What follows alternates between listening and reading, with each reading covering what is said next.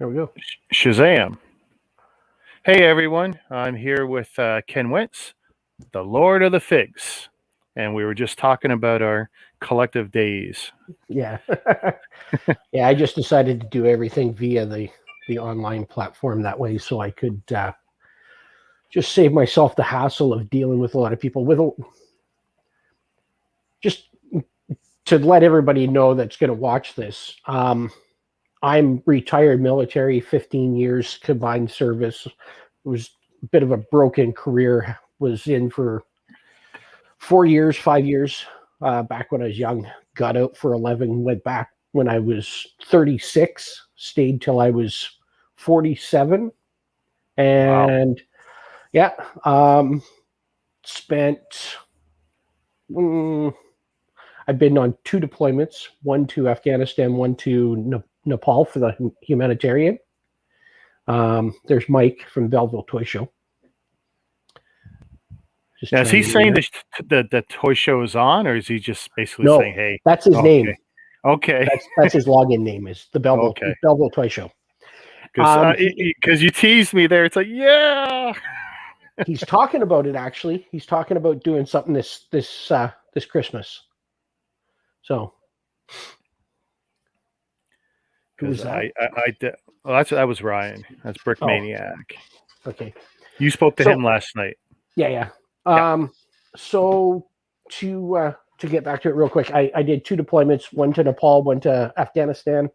My deployment to Afghanistan, I spent 287 days of 2010 in Afghanistan.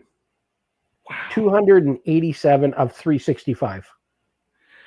I can't imagine spending 2 days in Afghanistan just because my vision of it is so clouded and biased by movies and bad CNN footage that I can't imagine what your experience could have been, you know.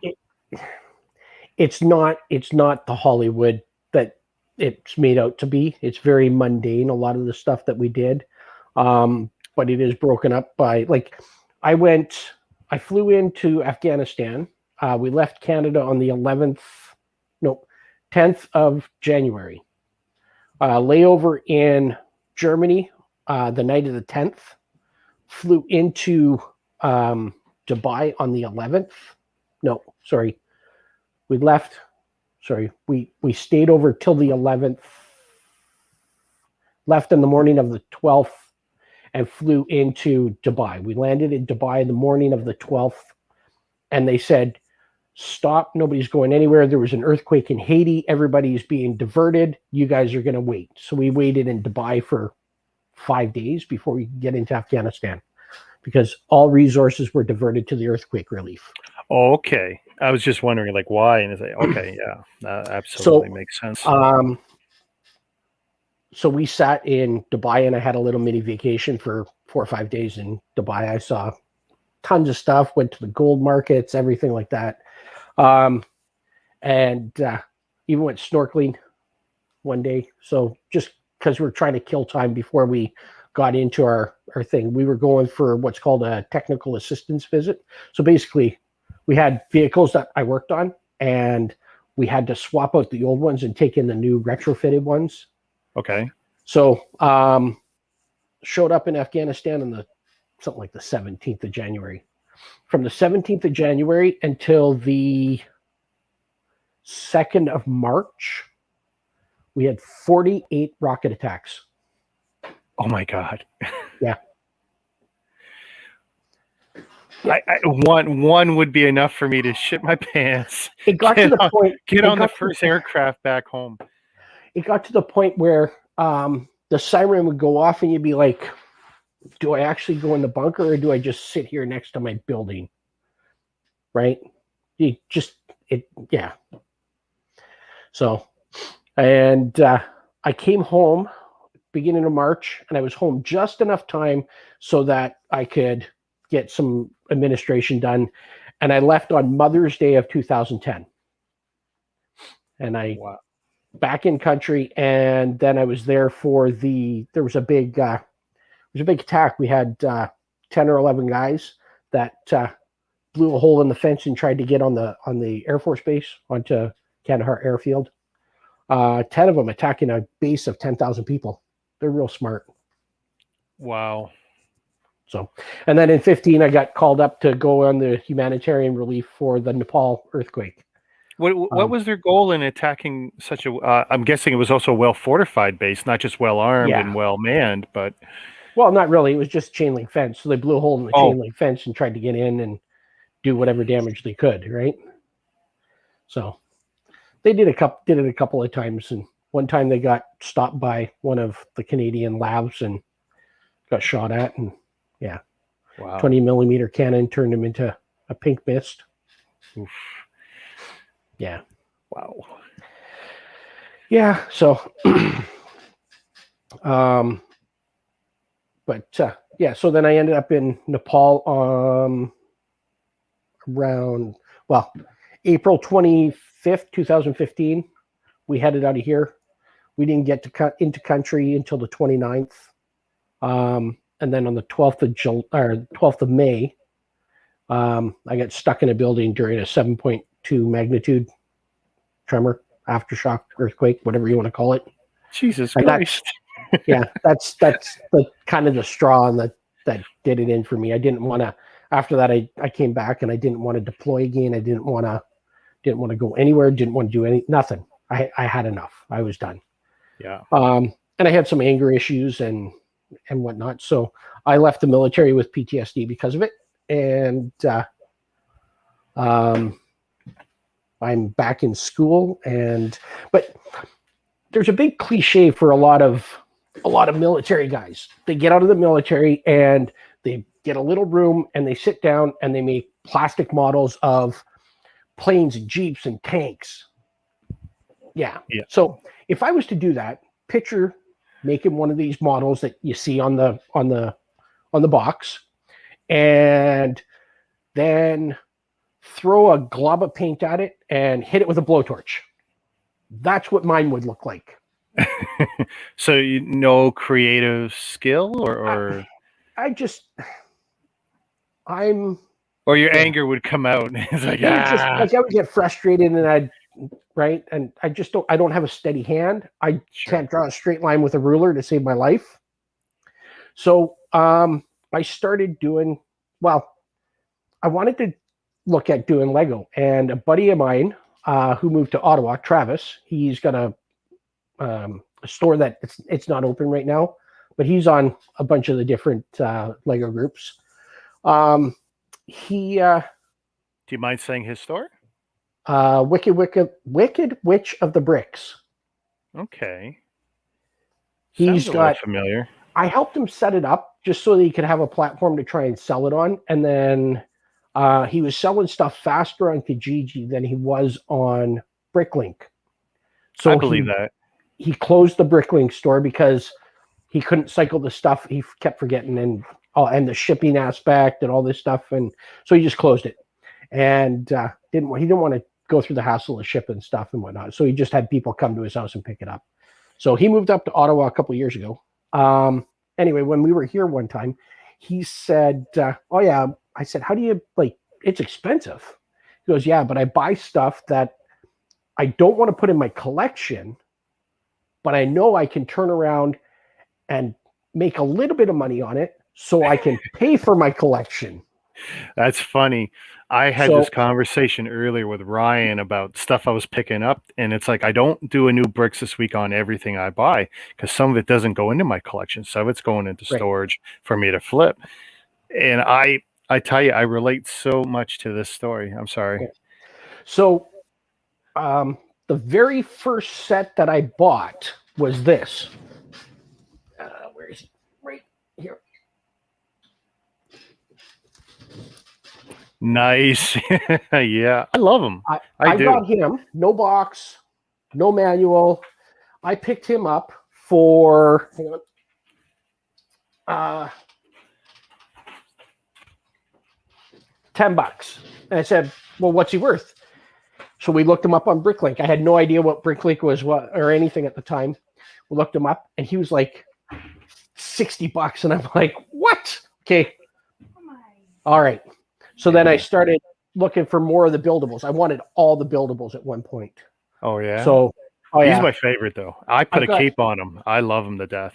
I've got probably all but 2 of the buildables. They're not all built, and I was gonna put a shelf around the top of the perimeter of the room and sit these guys on it, and I just I've seen that done, and it's nice for them. Yeah, 12 inches.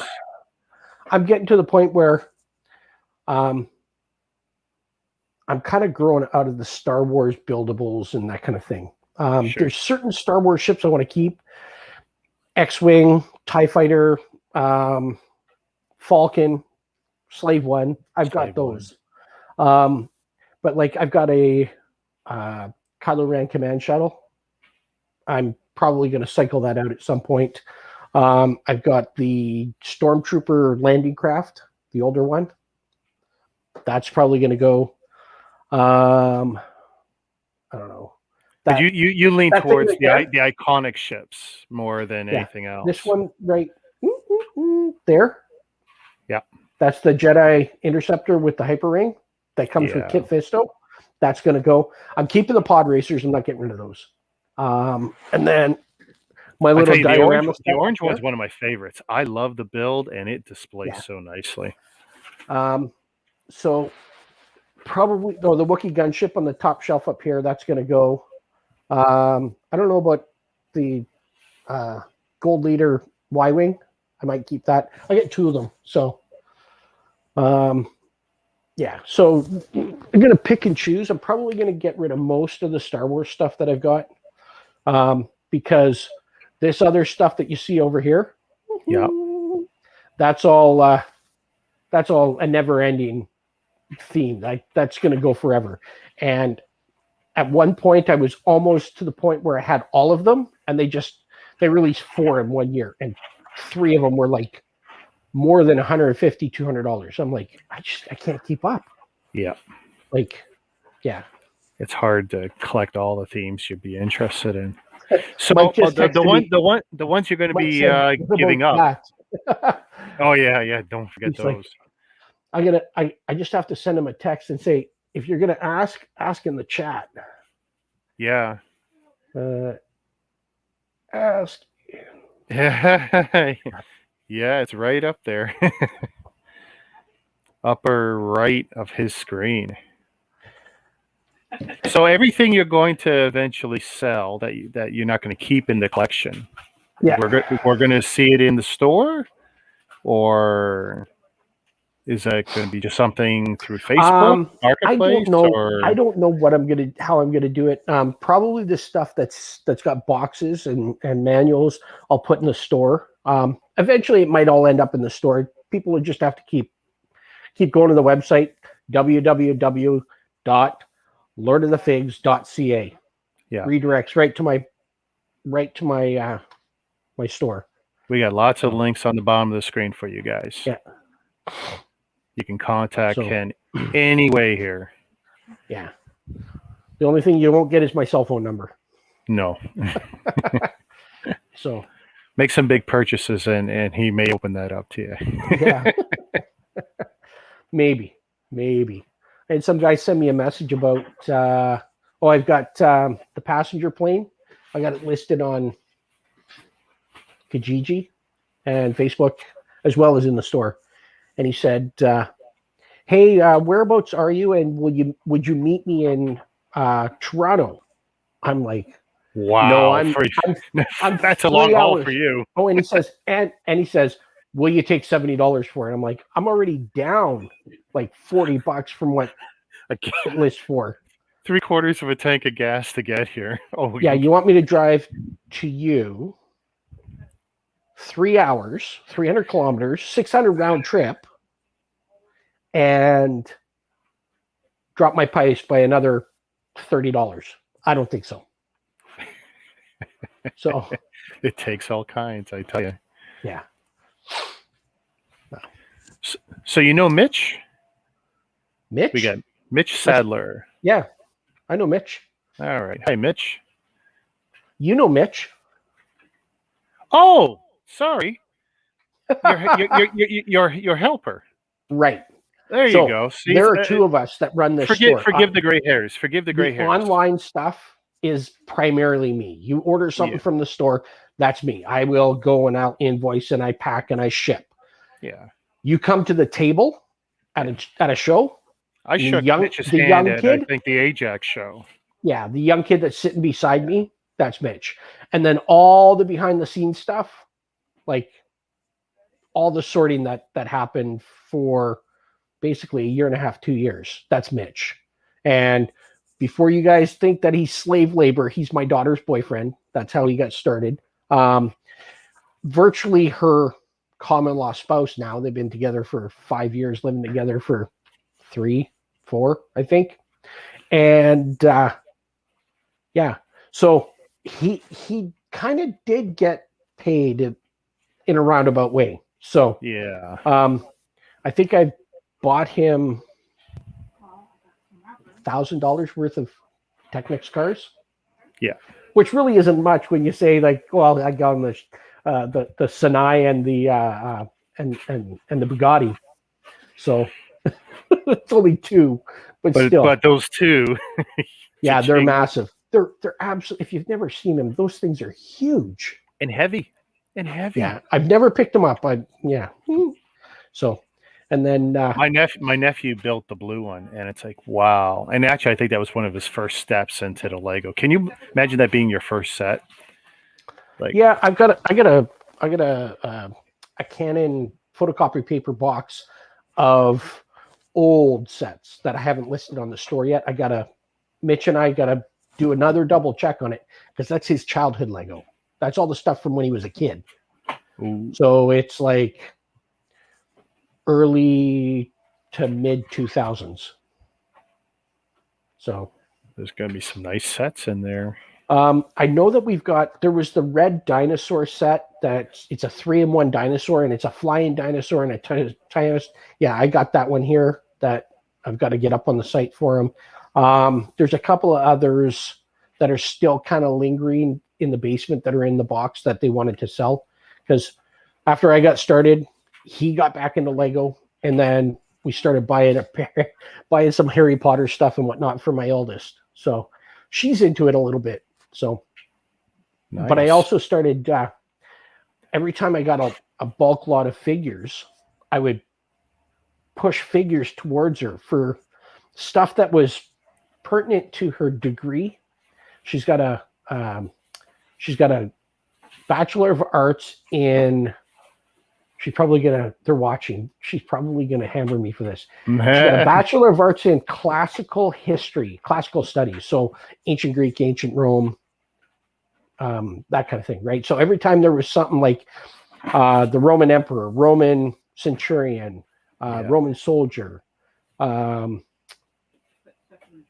Cyclops, the Pan, all these mythical Roman creatures, I would push towards her. So she got a bunch of these CMFs in her house that seemed like, so I think I gave her a Medusa. I'm not sure. I think I'm still missing the girl Cyclops for her. So, but there's the goddess warrior, the white one with the plume on the top. I got her that one, and yeah. So she's got a bunch of stuff. And then I started looking at it going, wow, I gave you a lot of money in CMS. Just gave them to you. Man. Okay. That's your birthday present. No. Hey, there's still Christmas coming. Yeah. So finish that collection off. I don't really get much in the way. I get some Lego and stuff for Christmas, but not so much anymore. It kind of goes to my other hobby now, so and whatnot. Now I tell you, that other hobby, as much as I love the Lego and the Lego talk, when we first spoke first time in like 18 months or something, because I think the last time I saw you face to face probably had to be the Ajax show in, I guess, 2019. Would that, like in the fall? Nope. Would that sound right? Nope. You don't think so? You were at Ajax right before they shut everything down. Second week of March, in Ajax for toy. What was it? Was it the Transformers or Yeah. because that's the thing? 'Cause I also that's the thing. It's not just Lego. I take my buddies out and we go to the Transformer shows. Yeah, it was the G.I. Joe's another one. If Toy Force was doing Toy Force. the one in Ajax spring. He was going to do one in spring of 2020, and then everything got shut down last March. And was it March or April? Anyway, we got shut down like last first year. week of March or something. It was so we were at the show on the Sunday, and the Tuesday everything shut,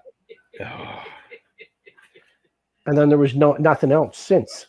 The Ajax shows have always been some of my favorites. If for no other reason, they're usually very cheap to get in, and I always walked out with a smile. I mean, not always having bought something, but I tell you, I always like going every time the Ajax. Furthest I ever went for a show was Peterborough. That was, Peterborough in 19. Yeah. Really? So I didn't see it closer to the falls at all? Bricks, I mean, never. I don't go past. I wouldn't go past Toronto. There's no money in it. It's tough, yeah. I mean, you lose it all on the gas. If I go to Niagara, I'm looking at 5 hours drive each way. Yeah. I'm kind of fortunate that, I can go both ways and it's not too bad. An hour and a half to 2 hours either way is pretty good for me because really I get everything from Niagara Falls to your area and it's like, wow. Yeah. And then even Ottawa once every year or two, I'd go out there for something, but and I limited myself.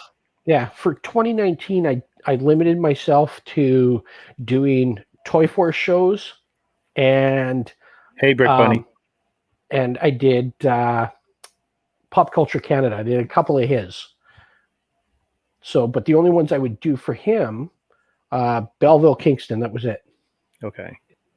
So, and I did decent in Kingston because there was nobody else at his shows selling Lego. Mm-hmm. So, but for what you get from him, he jams everything in there, and it was. You've never done any of the flea market type. You've never done any flea market type places like Court. I want to say Courtney or Court. Oh man, Courtney. That's my hometown. That's in BC. No, not BC. Court. It'll come to me afterwards. Coburg? But not Coburg. I'll ask my wife afterwards. She'll remember. She just came in. But I don't think there's any place in Ontario named Courtney. Oh, you're gonna put me on the spot. I don't know. So just to keep the dialogue going while you're doing that. Cordis, Ontario. Okay. Yeah, and the Cordis Flea Market is technically on Bloor Street. I know everyone thinks Bloor Street in Toronto, but actually, if you stay on it long enough, and it becomes whatever, and then eventually it's Bloor Street again. Yeah.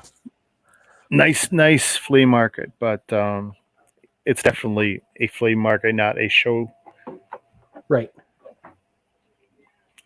There's one permanent Lego vendor in there who's a nice guy, but sometimes a few pop up and they'll just do a one weekend here or there. I'm not sure if they've ever been worth it for those, just because they're there every weekend as opposed to the shows you do, which are events, pop up every quarter or every half year.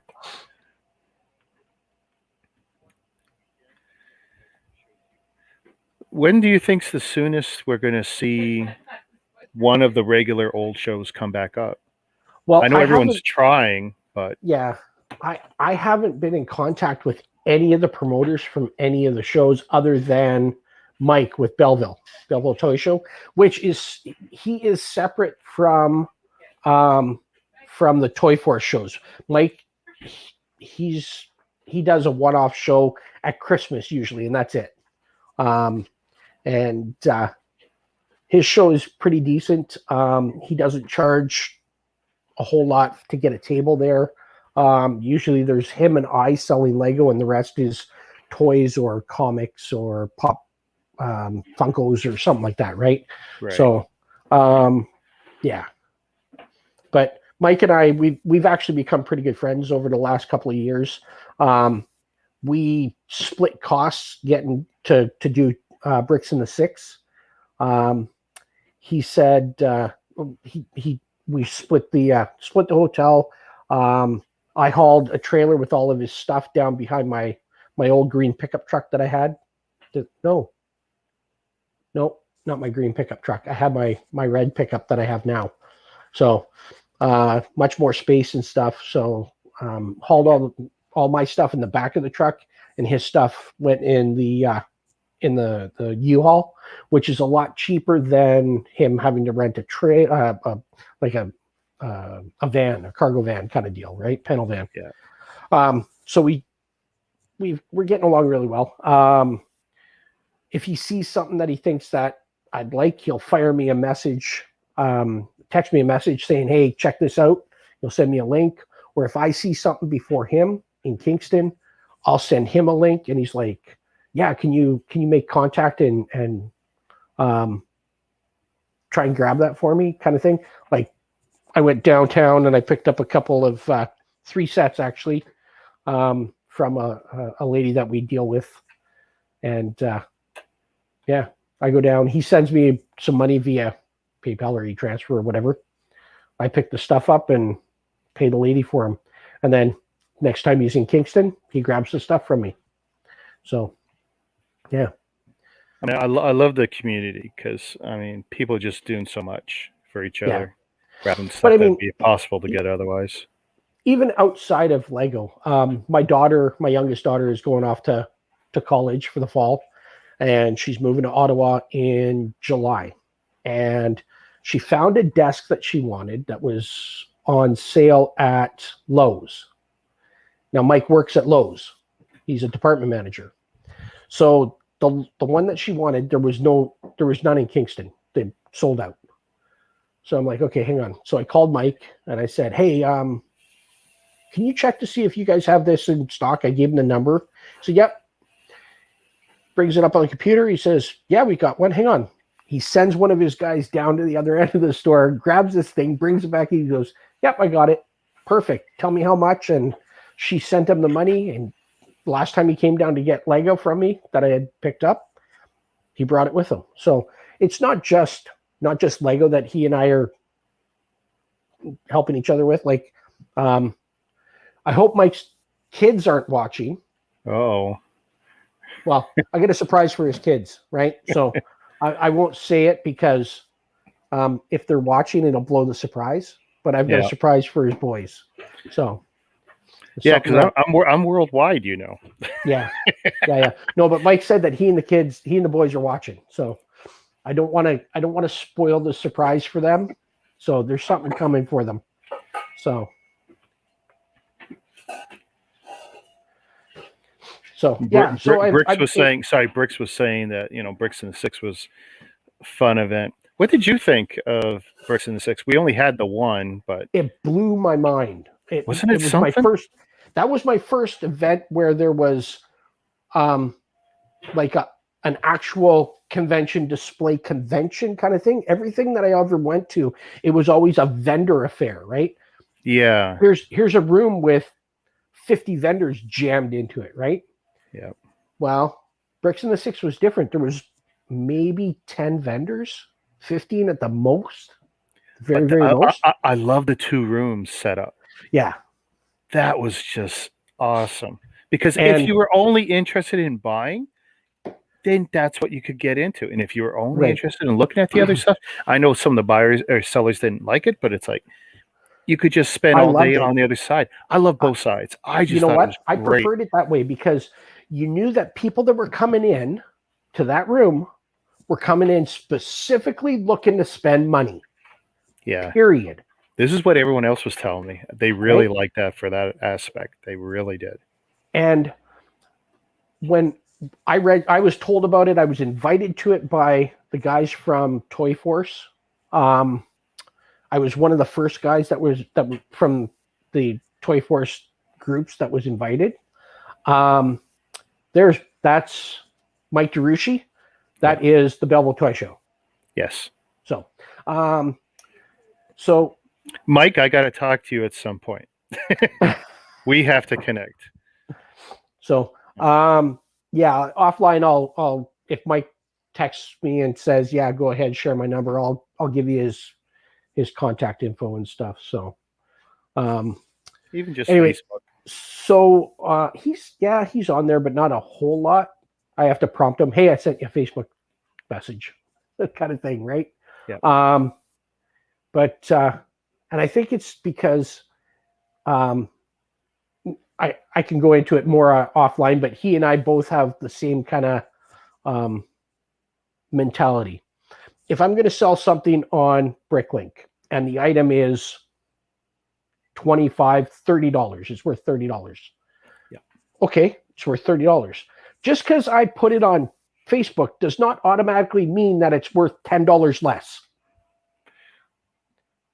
Plain and simple. Just because it's Facebook does not mean that the value of my stuff is $10 less. You know what? I tell you, that is the dominant thought process of so many people buying on Facebook, or anywhere else, that it has to be less because it's on Facebook, and it's like, no.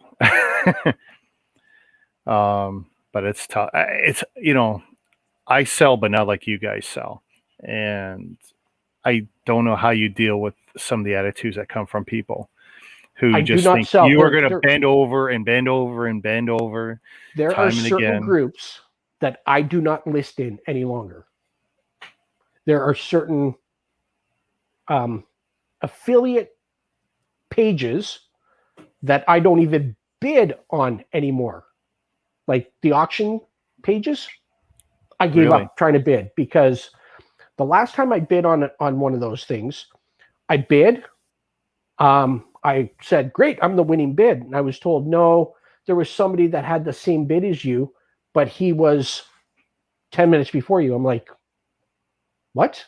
So I took a screenshot of what I saw. Yeah. Nothing. There was no bid there. So I sent a message to the moderator and I said, the guy that you said won, he and I had some problems before. Like I had made a comment on some post. Somebody had jumped a bid from $3 to $40, and I had said something like, whoa, that took a huge jump real quick. And then him and his buddy started hacking on me and just like peppering me and everything in the site. So I got quite upset at him, and I private messaged him and I slammed him hard, and I said, don't be like that. Yeah. Anyway, so we had a bit of a flame war on chat there. So he blocked me. Well, when you block somebody, now I can't see his bids. Yeah. And I said to the moderators, I said, how is that fair? How is that even? How is that right for me? I mean, I could have bid $2 more than what he bid had I seen his bid. Yeah. And they said, well, I don't know what you want us to do. And I said, how about you disallow both bids and give it to the guy that bid before him? They gave it to him. And I'm like, you know what? It seems like anytime there's a decision made in there, it never goes in my favor, ever. So I'm just like, I'm done. I'm not going to post in there. I'm not going to bid in there, nothing. So there was 3 Facebook groups that I was in for auctions, and I saw a lot of the same stuff. And without naming the group, one of them had an individual go in and he bid up a Death Star set.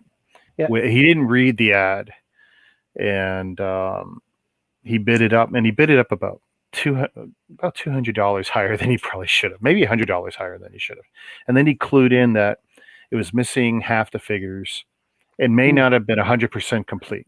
It was the buildable playset one.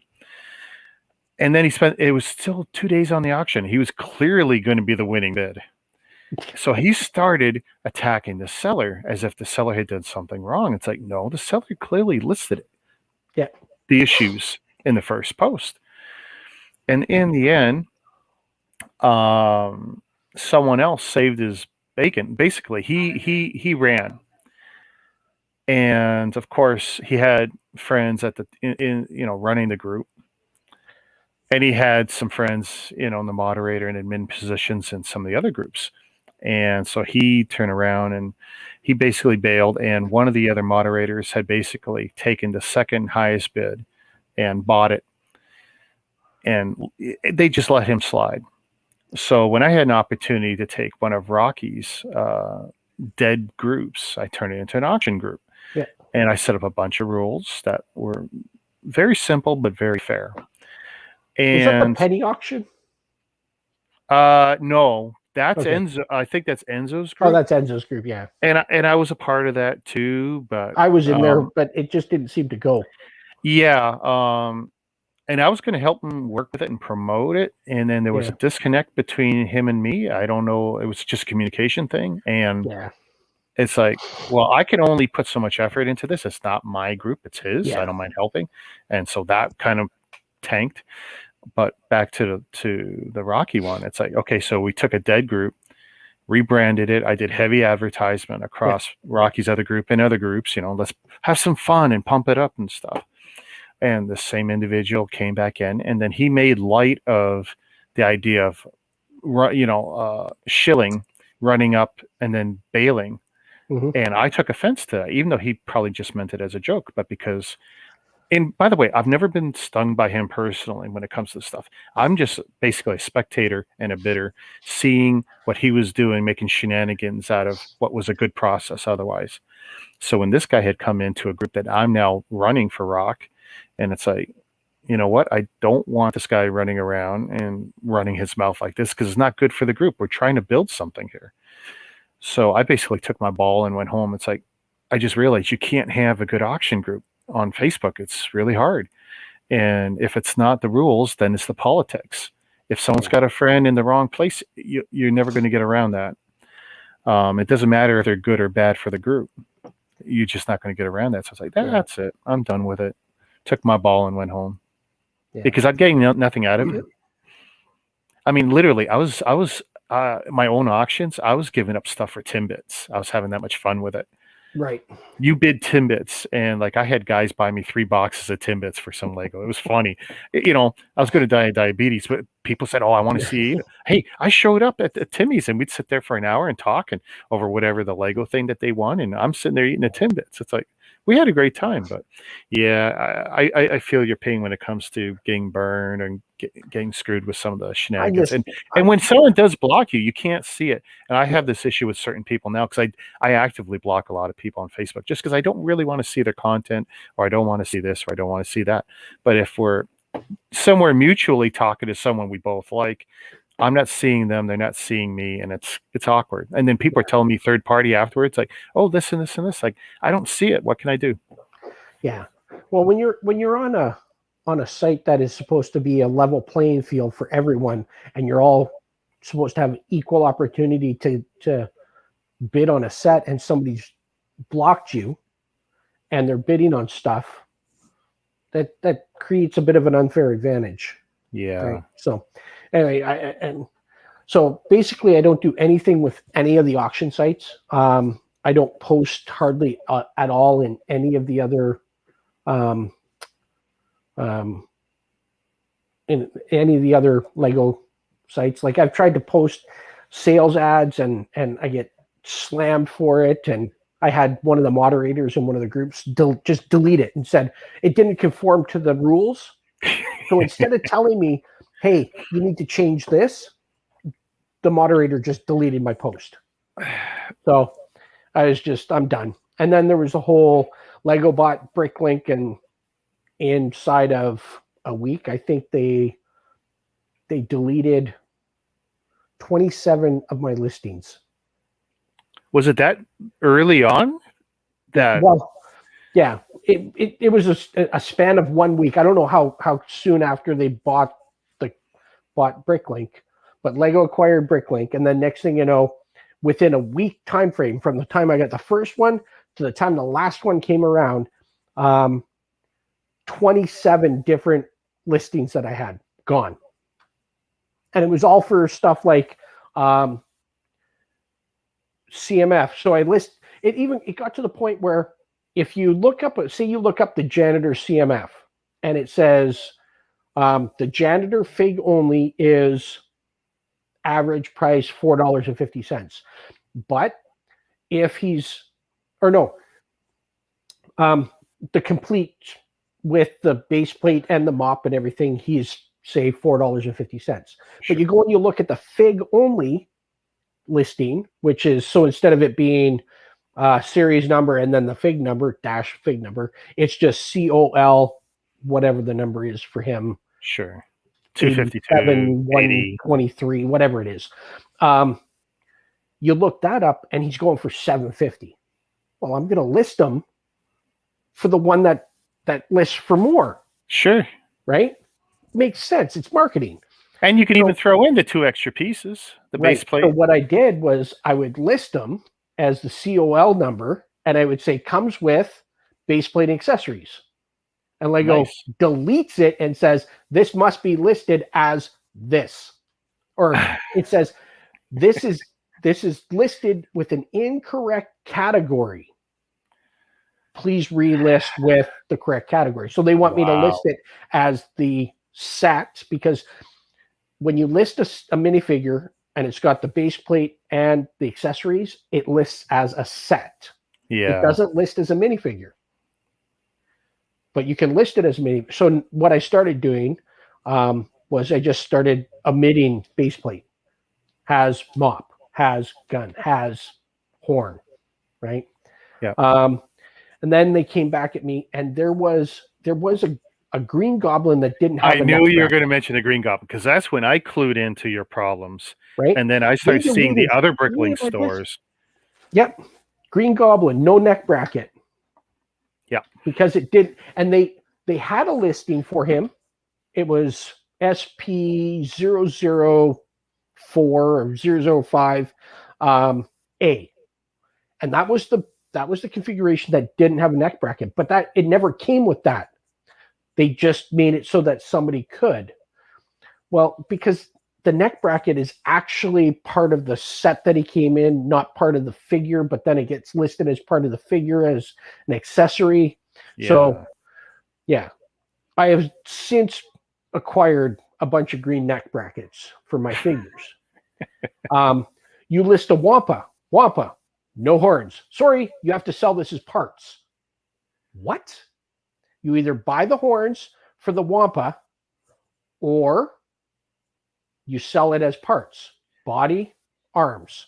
That's it. This is horrible that Lego's controlling the secondary market this way. This is exactly. And here's the thing. If they make it that difficult to buy on the secondary market, people are not going to buy on the secondary market. And then what happens? People buy new. Yeah. Well, when people buy new, who gets the money? Yeah, Lego is 100%. 100%. Right. As opposed to 3% for Bricklink transactions. Well, when we first heard that they were buying Bricklink, I know everyone said, oh my goodness. Everyone said, we're going to see Pabwall basically become Bricklink. And I know some of us still think that's going to happen, that they're going to start making all these parts available, maybe some older parts or whatever. They're going to devalue everything that you're selling and other people are selling. They got the power to do it if they really wanted to do it. Yeah, and then you know what's going to happen? They're going to kill Bricklink, and everybody's going to run to Brick Owl. Yeah. Well, when I set up the group, Bricklink Lego Stores of Canada, almost immediately I thought, geez, I kind of named it wrong. I should have threw Brick Owl in there. So I've, of course, welcomed anyone from Brick Owl. I just haven't used the same technique for them to come in. But I actually set up a Brick Owl store when this whole thing was going on. Really? Because you were, I tell you, I was following every post you were making, and like one after another, you were so frustrated. This close to selling my stuff to Sylvain. That close. Thanks, Carter. I hope you talk about my groups. We're trying. We're trying to change things, and we're trying to make it more open, and I'm trying to make it so guys can promote. If it's, in the club, I want you promoting, in the club, promote your stores, promote your YouTube channels, promote your Facebook channels, whatever is going on. The idea that you can't say that, you go into some groups and they won't let you promote your Bricklink store or your YouTube channel or whatever you're doing, I think is asinine. Well, I have a theory on that. and a lot of these are their own personal little places for them to sell their own stuff. Absolutely, and right? I'm seeing it. And Rocky's great. What he's doing is great. He's providing his raffles and all that. But without that group, I don't think his raffles would survive. Right? Yeah. It's kind of a fact. So if that's what that group is for him to get the exposure to be able to do that raffle and to help everybody, that's great. Yeah. All the power to him. But when it craps on everybody else from having the ability to do anything, then you're going to end up with every single person wanting to set up their own group or finding a group that is going to be more opening like your group that you set up, right? Yeah. So that's probably the one thing that's kept me from packing it all in is just having that group, because that is the only group that I go to and post in. But now when you see me posting, and I don't know how it happened, when I joined the group, I joined as my store. My store page. I don't know what it was that made it so I could do that. And everybody's like, how did you do that? I'm like, I don't know. I joined the group.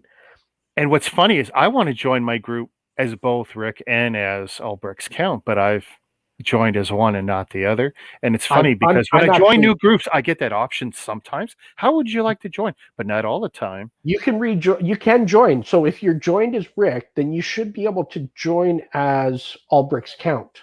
I should just have to. Just on Facebook, I'll have to switch. Yeah, there's a drop down where you can switch how you're interacting. Yeah. Because I posted stuff in the group as me. Yeah, I've made comments and stuff as me. I'm like, oh, I didn't mean to do that. Oh well. So there is a way to do it. Well, I'm glad you're posting. I want everyone posting. I want everyone posting more often, whether it's in the club group, whether it's in Bricklink Lego stores. Hey, I'm more active. Mega Blocks. I got that group, and I got the Pokemon Go. I know no one's playing that too much anymore. I have one. Like anytime I would get a bulk lot, and there was Mega Blocks in there. I have one place that it went. Like if I'm sorting through stuff, and it's like, oh, a 2x2 Mega Block, garbage. I wouldn't even keep it. Now, well, honestly, those loose pieces, not so valuable. But I tell you, if you come across sets, I have a Warthog. There's some money. Hey, Warthogs or whatever, some of the bigger sets. Where'd I put it? Hang on. I mean, you may not be aware, but I'm one of the world's preeminent collectors of the Warthogs. I mean, my collection is complete short of maybe one, and it's an obscure one that I'm working on. So because no one can prove it's ever been released, it has been a handout for winners of some sort of contest. So I'm trying to acquire it. So I've got this. Okay, that's the Light and Sounds one. Is that correct? No idea. It was in a box full of a bunch of other Lego. If you push down on the top or in the front, does it feel like there's a button anywhere? No, not at all. That doesn't mean that it's not, but so I got that, and in it was this thing. Mm-hmm. Oh wow! It's a transformer. See. So there's that, and then there's one of the Halo aliens that was in the box. I don't even know. He's probably in the bin or whatever. This is a good question Mike's asking. Do I have a Bricklink store? Every year I think about it. Oh. And every year I wise up and I back out. And I mean, I've got a lot of sets. I got a lot of figures, and I've definitely got a lot of stuff people would want. You know what I can't do? I hate shipping. I rarely ever ship. I hate it. I'm actually getting really good at it now. So it's the anxiety that goes with it, and having stuff go out there in the world and hopefully make it to where it's got to go to. Because of course, everyone's going to want the cheapest shipping. They're not going to want to pay insurance. Because I've been in that boat too. And it says right on my store, if I don't ship with insurance and once it's out of my hands, it's not my responsibility. It's the responsibility of Canada Post. If you are worried about it, tell me you want insurance. Otherwise, Yeah. it's not on me. I'm also inherently lazy. It's work, you know. I Yeah. hate picking up my stuff every week. You know, one stop at the post office, one stop at FedEx, and the idea that, I mean, hey, I could absolutely work those trips and go, okay, that could be my shipping time too. But it's like, man, I don't know. I barely have time to build stuff, and if I got turned into a job, I'm gonna hate this stuff. Yeah. Well, Lego's become like a winter thing for me now. Like building is a winter thing. So, yeah, Mike ships a lot more than me. So definitely ships a lot more than me. My last, I was saying to Mike that for me, March was or May was really slow, really slow. Any idea why you think that is? Nah, May 4th. I thought it was going to be a whole lot better for May 4th, and I think a lot of people were waiting to see what Lego was going to do for May 4th. And yay, they released another R2D2. Oh, you don't like it, or I was or not you just impressed think, with May 4th. oh no, I wasn't impressed with May 4th either. And if you take R2D2 out of it, it was a total joke. Yeah, like, I mean, do like R2. I did order it, but it was weak. You know what? I think it's been progressively weak the last 3 or 4 years. You know, May the 4th has just been, you know, unless you can go into the store. People going into the store seem that well, except for this year in Ontario, let's say, but you know, going into some of the stores for the May 4th weekend stuff has been nice, especially those that have the costume events and gimmicks and stuff. It can be a lot of fun, especially for the kids, but the May the 4th stuff's just been so weak the last few years. Yeah, I'm just trying to look at my Bricklink sales for May so far.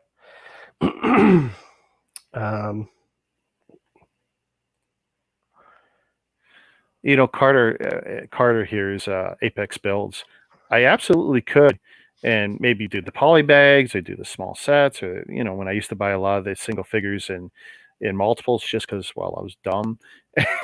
And I've been looking over some of the numbers. I was going through actually Ken, your store and Brad's store, and it's like, you know, why am I sitting on some of these loose figures?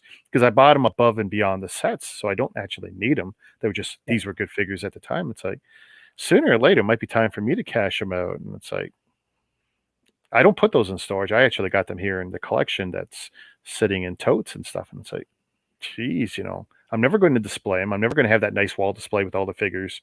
There's not going to be a Rocky display of figures in my place. There will never be a 1,200 Star Wars figures.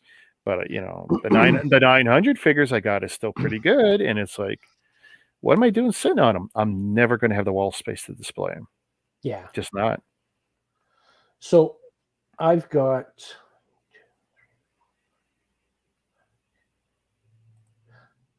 May 12 orders. 12 orders that I've had come in and go out. And I've got a total of about, well, before shipping, just shy of $400. So it hasn't been a real strong, like last fall, I did $2,200 in 6 weeks. So, and I think that was just the fact that Lego ran out of stuff, so people turned to Bricklink for sets. So, our good friend Brad. Hey, gents, getting a word in edgewise, Ken. Ken does pretty good getting his words in. The first 12 minutes, I didn't say a word. Well, I know, because I was looking at the counter at the top. He does okay, Brad.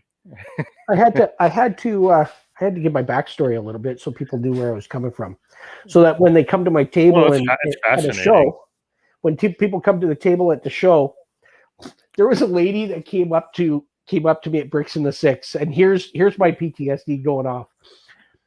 She got an autistic son, and he wants the motorized helicopter more than anything in the world. and I think I had the price tag on it of about $180, somewhere around 180. there. Okay. And she comes up and she says, "Excuse me, sir, I'd like to buy that." I'm like, "Okay, just I'm sorry, ma'am.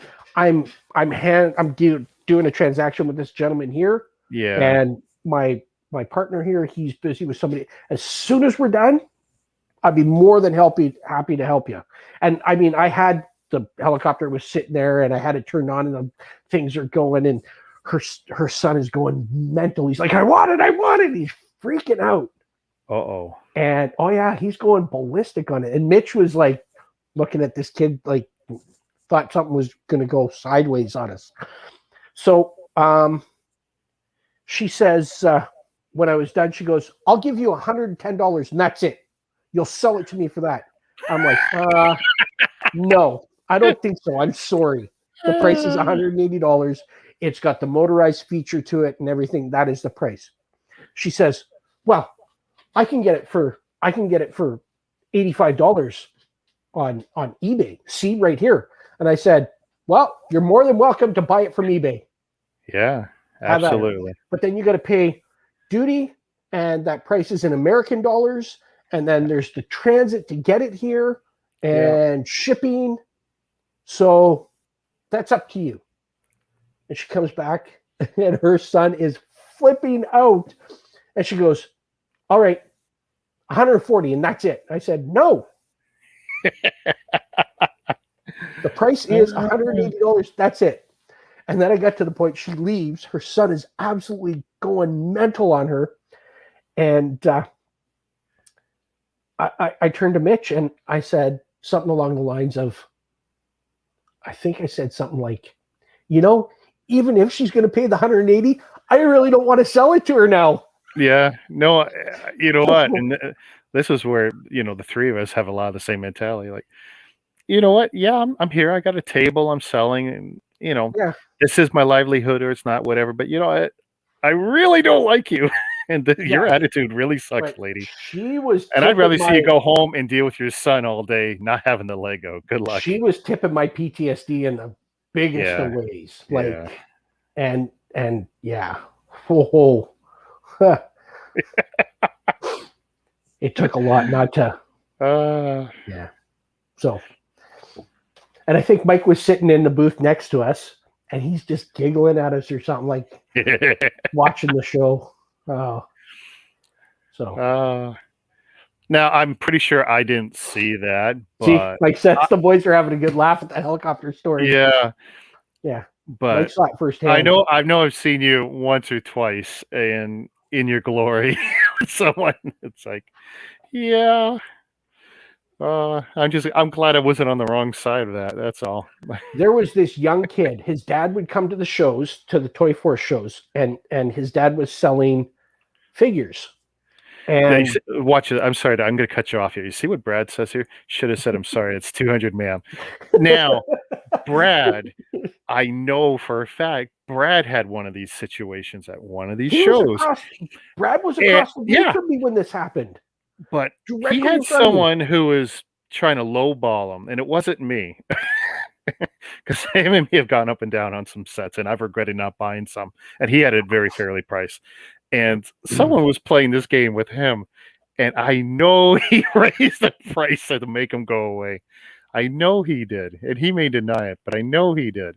Yeah. Because someone played that game. Someone on the other side of the room will sell it to me for less. And he said, Go and get it. Go and get it.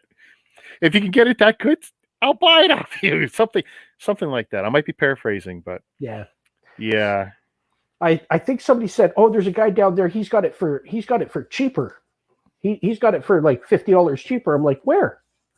And they said, "Oh, over there." Okay. So the people leave. I walk the other way, and I go and I buy it, and I bring it back to my booth, and I put it in Yep. I've done that. Good other guys. Brad, I don't know if Brad has done. You probably haven't done it, but the Peachtree, I think it's Jamie Rosier's show in Lincoln, Ontario, wherever. Right. And 10 tables tops when everyone actually shows up to sell. And I actually played that card. and I went to one, probably Brad Nussbaum, maybe, and he had something. It wasn't a bad price; it was still higher than I wanted to pay. And someone on the other side, I wasn't lying. Legitimately, I was pretty sure he had it 10, $15 cheaper. We're still only talking 15% tops cheaper. And I kid you not, he went to the other side and he bought the item. You know, to shut up that argument. It's So like, here's yeah, what, because Mike and I become really good friends, I compare what I have and he has, and if we've got the same thing, I will make sure I'm within like a quarter, 25 cents of what he is. So if he's at 730, I won't go any higher than 750. Yeah, and that's another thing. No discounts on sealed sets. None. So, and I don't discount minifigures. If you're not buying $100, I'm not discounting you minifigures. Somebody's like, "Oh, can you give it to me for $8, a $10 minifigure?" Like, yeah, no, because I paid $7 for it, and then I had to come here and pay for my table, and like, I don't make hardly anything on loose minifigures. So, but one of the best things I did was all of my bits and pieces, heads and torsos and legs, throw them out there and do a Build-A-Fig for $250. I made, nice, when I did Bricks in the Six, I made enough money to pay for my tables for the weekend just with that. nice. Yeah. And you know what? The kids love it. It's the best thing, There because was actually, there was a it's funny. guy. You got the parents who want to buy the big stuff, and they don't necessarily want to buy anything for the kids.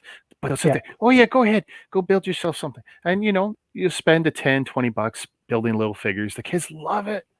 I found that I can get people to come to my table and they'll buy 10 $5 figures for $50. No problem. No problem. Get them to spend $50 on one set, not happening. And I then they get it. come back and they spend another $50 on another 10 figures. Get them Funny, to eh? spend $100 on one set, not happening. I can get 300 people to spend $10 on a figure and make $3,000 in a day, more than I can get 30 people to spend $100.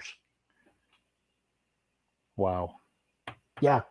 So that's why I shifted to I'm not doing, this is before COVID. I said all the shows, figs.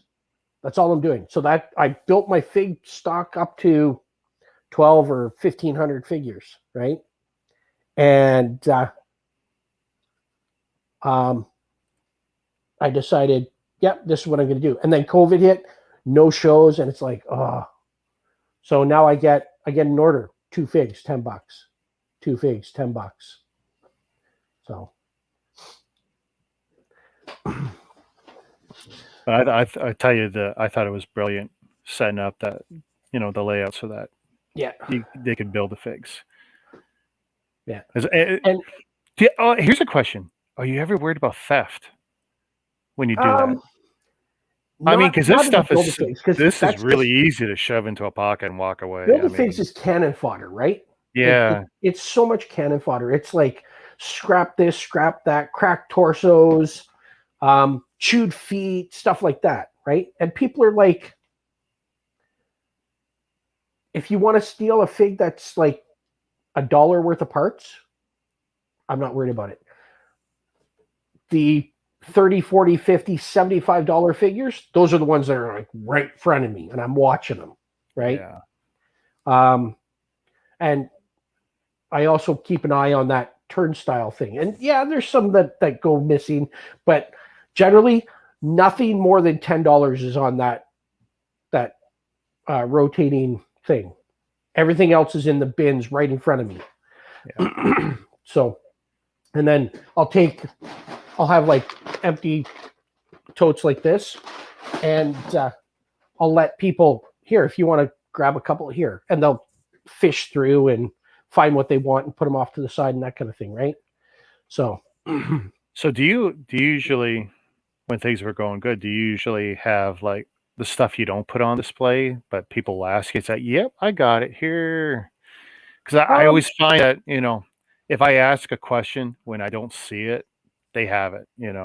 Sometimes, but generally the stuff that I don't put on display is duplicates. Oh, okay. So Yeah, and they're well, that's usually a on good the shelf strategy because you behind me. don't want to show that, hey, I got 10 of this hot figure. You want to show you got one of this hot figure, get that Right. sold. But That's also because like that's a strategy I've used for selling the some hot Bricktober stuff. stuff from 2018. So there was the figure packs that we got. Yeah, I think I had 5 of the Harry Potter ones at one point, and really. put one out and keep 4 back, kind of thing, right? Yeah. So, yeah. But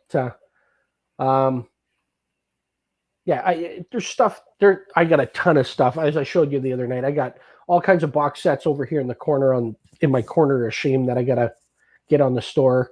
I gotta figure out what I'm gonna do with this case of stuff that I've got. So if anybody's looking for these and they're missing any of this CMF line, at some point these are going to be on the store. So you're just going to have to keep checking, keep coming back and looking at inventory. Links And below. I have a full case of DC minifigs, and they will be going on the store at some point. So if there's some that you didn't get, and that case is untouched, never been Very opened. nice. So at some point that will be going up. And again, what series is that? That's one. What Sorry, series you was it? broke up. I'm sorry. What series was That's that? the DC superhero minifigs. DC series. Okay. Yeah. So Complete case. they didn't last long. Like they came out and they were gone that fast. So Yeah, I don't know if that was due to popularity or scarcity, but yeah, you're right. The one that I'm really looking forward to is the Marvel set, the Marvel figures that are coming. Oh.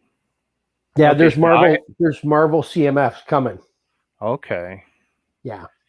Let's see, I guess I got back into it. So I've only missed the one series. If you don't include the regional stuff like the German soccer team and all that, I got one to present except for the set that came out in January. And then I said I was getting out of it 'cause they're not buildable, and it's like, eh. But then I got back in with the Looney Tunes, and I still have them on my desk because I just love these little guys, even though some of them aren't so great, some of them are awesome. I don't have many, like I've got some minifigs, but like way up there above the up here, you probably can't see it. I'd have to go like this. I got some extras up there, which are the dimension stuff for Back to the Future and Ghostbusters. They add in there. And then I was at a show. Oh yeah, I get back to my thing. There was a young kid that was at one of these Toy Force shows, and he would come and he would hang on the front of my table, and he would block it from people. And the thing was, his dad was a vendor. Oh. His dad was one of the vendors. Well, that's not cool. No. But here's the thing. His dad was selling figures. And I got a figure from his dad.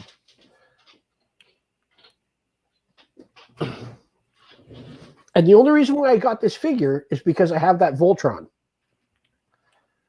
It's a totally cool, the Chinese stuff. Yeah.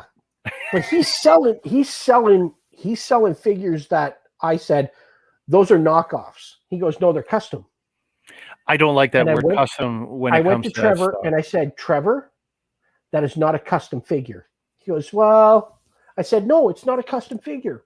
A custom figure would have been if it's all genuine Lego parts and you take the red, say you take the red torso from the Royal Guard. Sure. And you put a city hat from the wildlife sheriff on it. And then you put him on a black horse. Now you've got a Mountie. Yeah. That is custom. Yeah. When you take genuine Lego parts and you turn it into something that is a new creature, that's a custom. Yeah. This is a I don't know what you want to call it. I don't call knockoffs, like that's a unique thing. I call that a Chinese figure. I don't call that that a would Lego be that figure. would be a custom minifigure, not a Lego minifigure, Yeah. but that is a custom made minifigure. I have And every another time one these that guys have these things on sale for $5 a shot or whatever, I take yeah, great issue when we're at the shows. And I say, and what I do is I know right away. I don't have to find that Voltron figure. I'll look for Deadpool. And as soon yeah, as I see the variant on the Deadpool, then I know he's selling Chinese figures. So yeah, I will not be buying any Lego figures from him yeah, because I can't trust it. yeah. And I want to have to pull every piece apart, looking for a logo, or using my phone to zoom in. If you're selling those figures, and I got plenty of that stuff, Yeah. but that's a whole different thing. I I'm gonna don't grab like one these more. guys selling them as customs because they're not customs. And there you go. Mike says unlicensed, and yeah, I know. And there's the legalities on so much of this stuff. So the guy that that does the pop culture events, a couple of years ago, he commissioned from a factory in China a minifigure to be made that he specifically gave out as a door prize years ago at his events, and it is Captain Canuck. Yes, and yep. So I bought one. Or actually, he gifted me one. So those are the only two non-Lego stuff that I have in my room that are part of my collection, and only because you can't find a little minifigure to go with Voltron. So yeah. I've actually got the Voltron Force, the 5 figures, the whole team. You get all this, I don't know, buck and a quarter each from China shipped. Those were not great. And actually the print on one of them was bad and the visor on one was bad. It's kind of the word. There's definitely some good stuff coming from China. That set was not good though. It really wasn't. But they were cheap. And that's what I treat them as. They're cheap and it's a cup of coffee, Yeah, there's a guy in Kingston that's selling figures. Let's see if I can find his ad. I don't know where it went. But you're looking at them and you're going, there is no way that those are genuine Lego. No way at all. And it's like, I'm not even going to bother. Mike is the producer here because he's feeding us lines here to keep the discussion going. You missed the time when Ken went off about the customs being sold at the show. I just said that, Mike. Yeah. No, I'm a little slow on the uptakes. I'm bouncing back and forth here on the two screens. So, yeah. So, but this young kid, he just I was like, go away. And it wasn't just the fact that he was blocking people. He's hanging on the front of my thing and he's like messing up my display and everything. And it's like, go away. See, that falls into a whole other category with me. Parents who don't parent their children. Your child is your responsibility. If you take them out into the wild, you should be watching your kids. I eventually went to Trevor and I said, this kid is getting in the way of my customers. Yeah.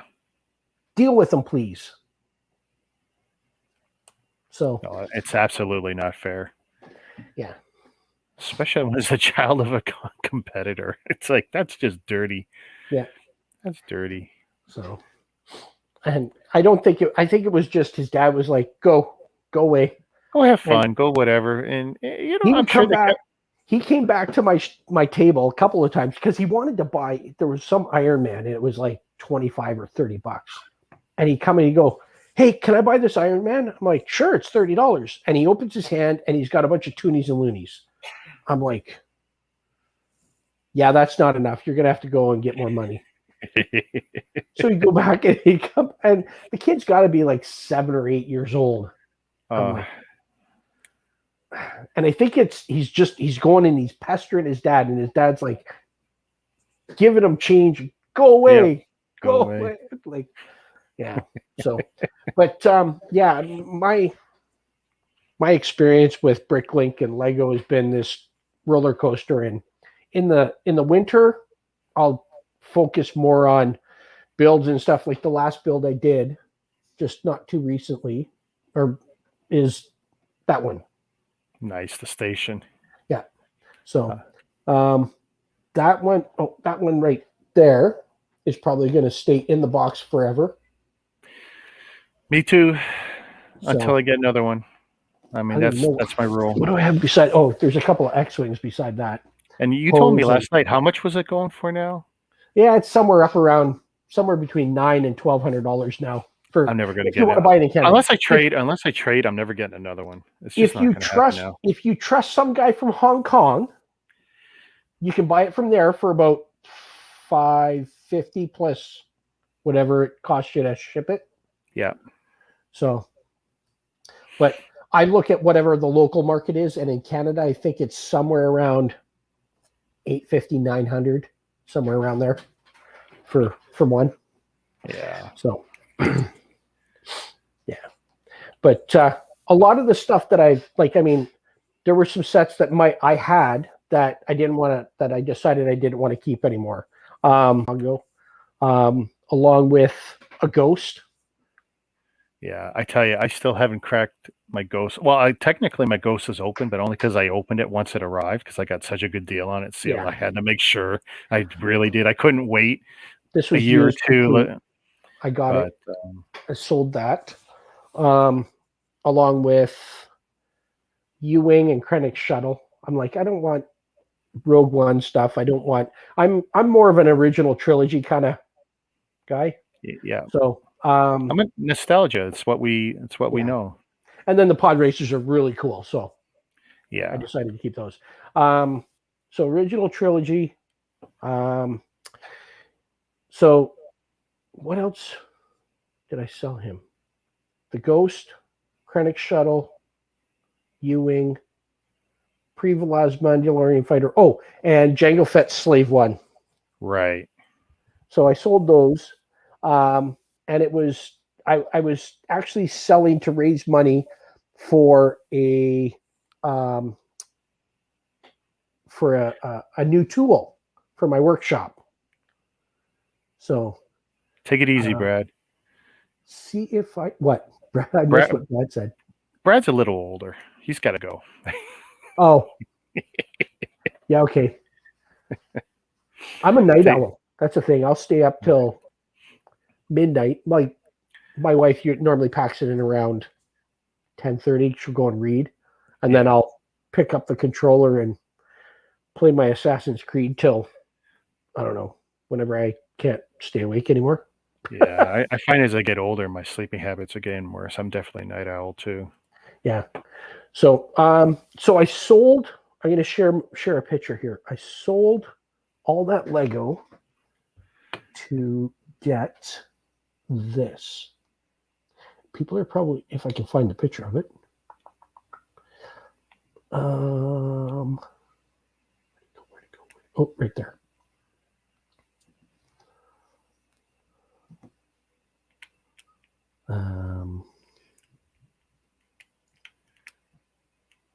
And make sure there's nothing on the screen you don't want the world to see. Yeah, it's just going to be this if I can ever get it to do full screen.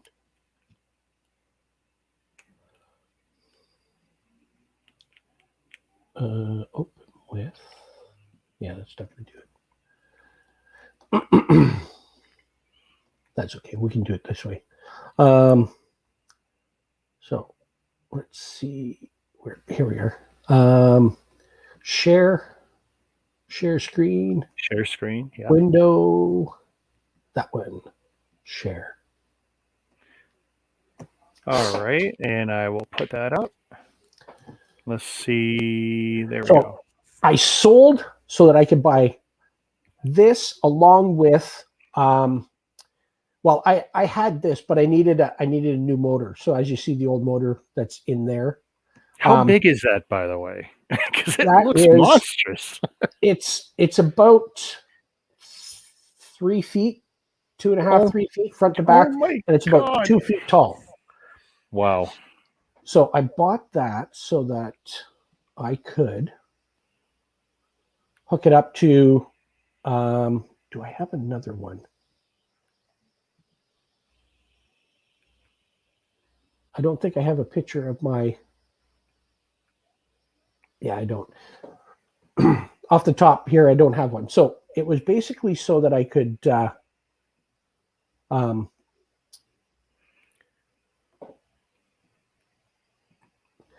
was so that I could start doing my other hobby, which is the weapons part of The what we wanted weapons to part talk of our about. discussion. Yeah. So Because I was fascinated when you told me you were studying this. I've always done this kind of stuff. High school, I took welding classes. When I got out of the military, like I said at the beginning, I had broken service. In that broken service, like in that span of 11 years when I got out of the military, I went back to school for auto body. So I learned how to do a little bit of painting and metal fab and metal work and that kind of thing, and a little more welding. And then when I came, actually just before I got out of the military and started doing the auto body, the job that I did in the military before, they taught me how to weld even more. So then I did the auto body thing and roller coaster of a bunch of different careers, ended up back in the military. Then I started watching Forged in Fire. Yes. And I thought, wow, that's really cool. Well, backtrack a little bit. In the time frame where I was in my younger days, I was quite, before I was married, I was, I don't know if you want to say adventurous or stupid, but I hung out at the country bar. I went to rodeos. I'm a full-on cowboy back in the day. Rode horses, the whole deal. I went to an event.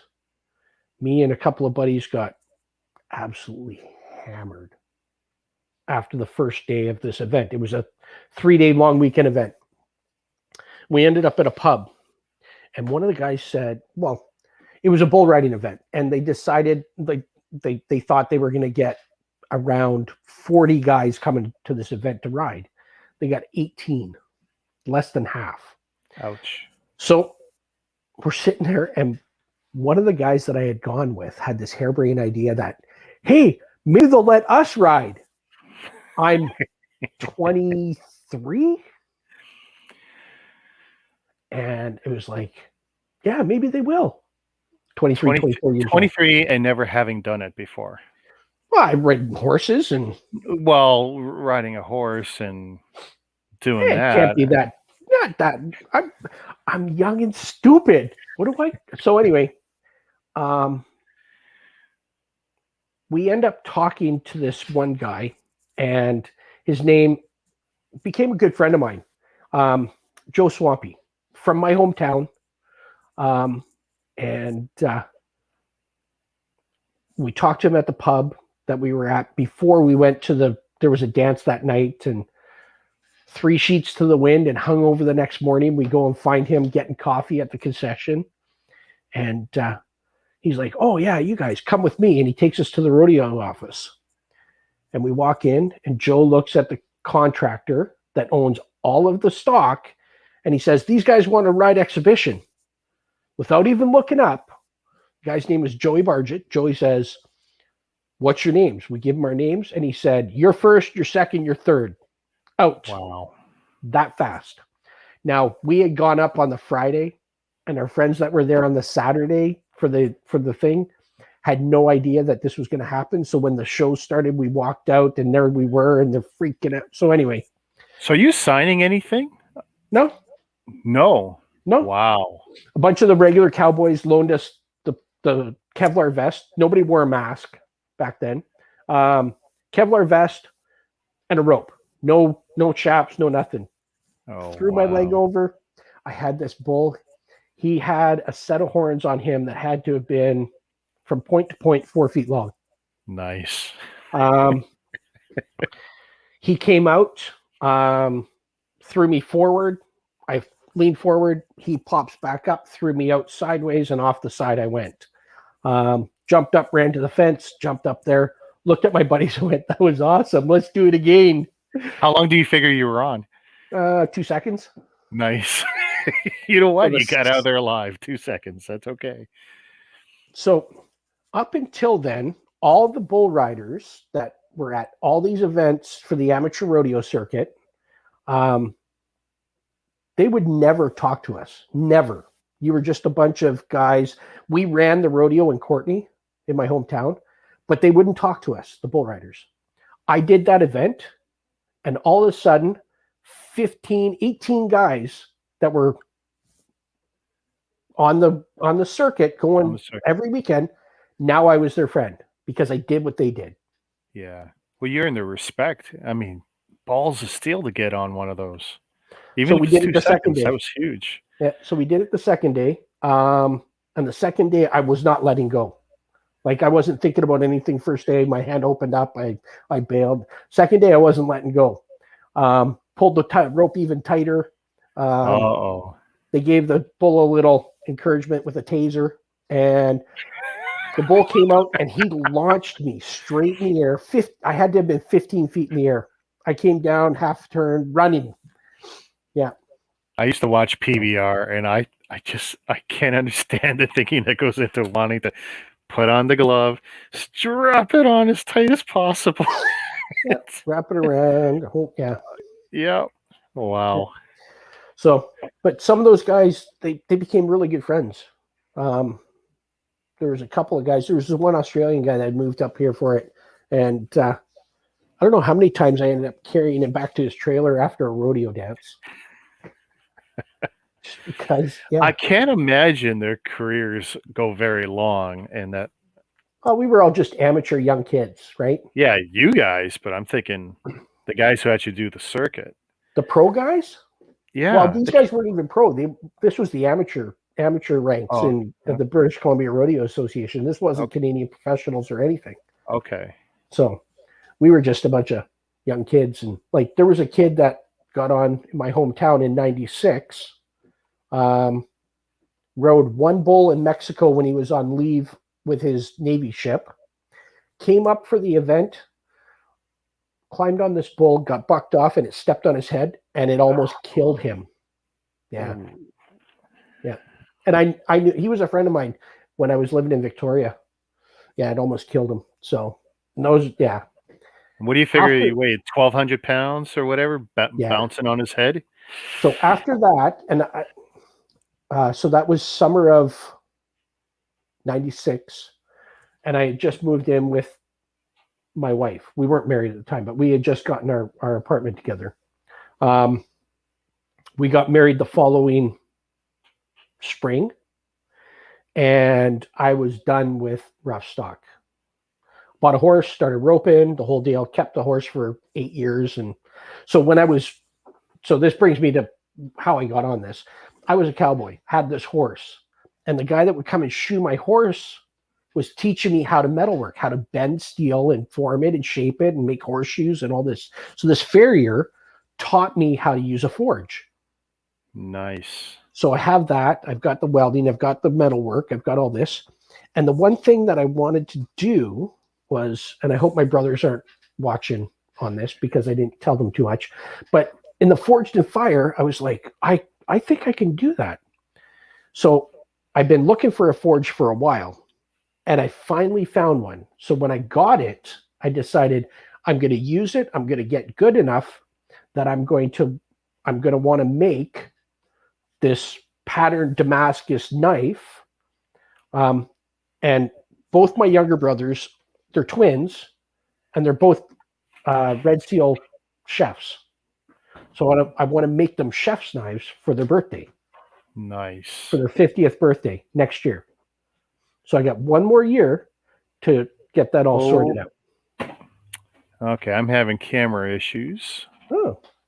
Yeah. So while we do that, do this. While you're fixing your camera, I'll give them something else to look at. This will literally take 2 or 3 minutes, probably. Yuck. There we go. Actually, the easiest way, maybe. There. Oh, I don't want to hit refresh because it might boot us out. See if you can. I didn't even notice it took out. Look at that. 2 of my cameras went out. I'm not liking the software. So. Oh, there you are. Well, This is what happens when you're desperate. Yeah. Ooh. Oh, you're upside down. Oh, I'm going to be all over the place. Because Can this. you share? Can you allow that share? Yep. Let's see. So we'll let people see. So this is the kind of stuff that I'm into now. So go back. I love the ribbons on that. Yeah, that's two different types of steel. So the dark stuff is it's a carbon steel. This is the number on it is 1095. And then the lighter stuff is a steel that's got a high nickel content. And the way you get the contrast in it is I put it in an etching solution with ferric chloride, Right. diluted like 3 or 4 to 1 kind of thing. And the dark carbon gets dark, or the carbon gets dark, and the nickel doesn't. Okay. So that's how that ends up like that. So here's another one. That's the same knife. So,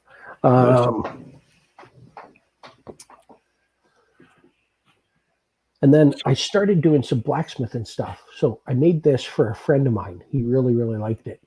But he wanted me to add a ball on the end down here. Okay.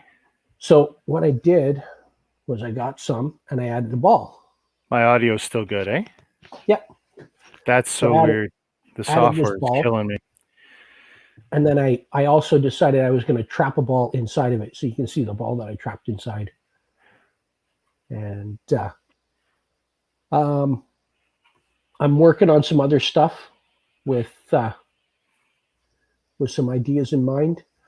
I can do electro etching now. So that's my touch mark. Nice. So electro etch some stuff. There was, where is it? I've got, this is my favorites. Yeah. So that was made out of rebar. That was my first knife I ever made. That's in my shop. And then I made this. This is a letter opener made from a leaf spring from a truck. And I gave that to Travis. And then that was the other half of the leaf spring. Okay. Made a Bowie knife out of it. I don't even have it all shaped out. I've got a picture somewhere of it shaped down. Desktop. Here we go. I don't know if you can see that. Probably not. Let me switch the share that I'm giving you. Okay. Share, window, that one there. Hey, Jordan, how you doing?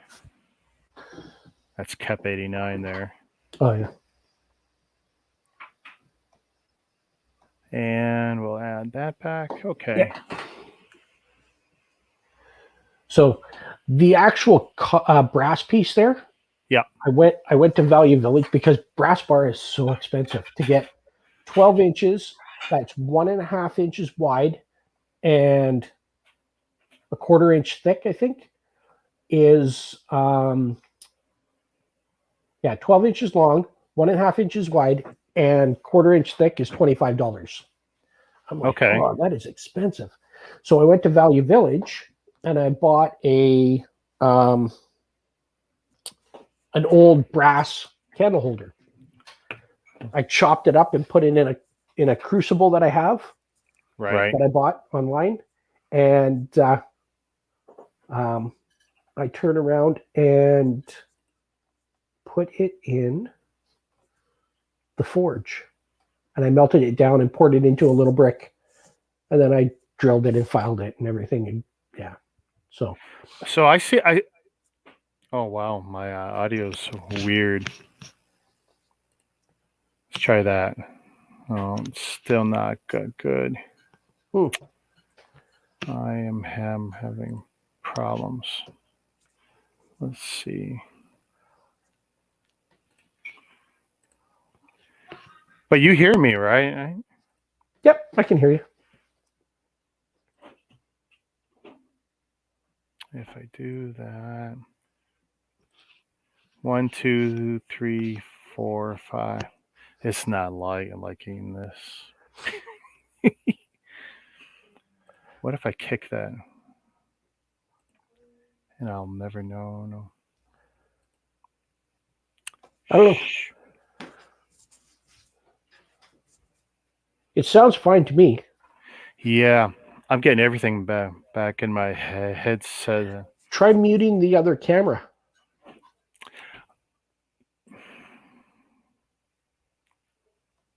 I bet you that's what it is. Because when you switch to this camera, it was, yeah, see? No, can't hear you. See, this is a problem.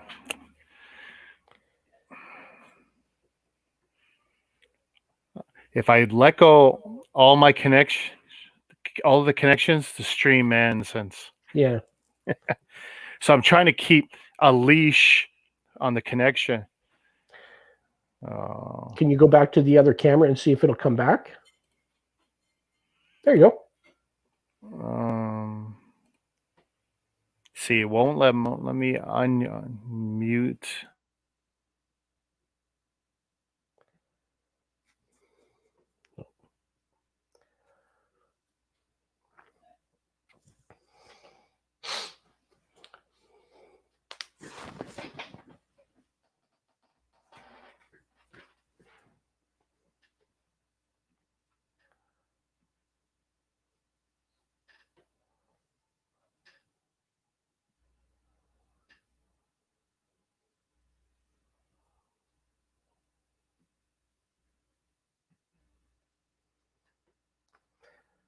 Well, can you hear me?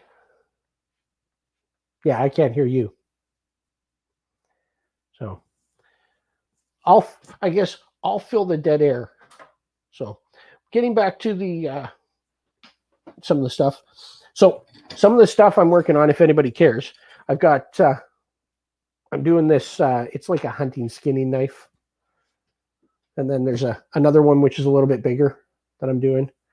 And then I got a buddy who is a butcher that traced out his everyday butcher's knife. And this thing's like, it's massive. It's absolutely massive. So I'm working on these three right now. So, and then eventually I'm going to do some shish kebab skewers and stuff like that. And yeah.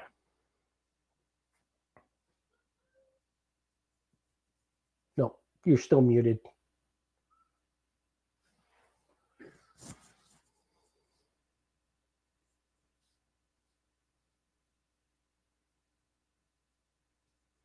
I cannot hear you.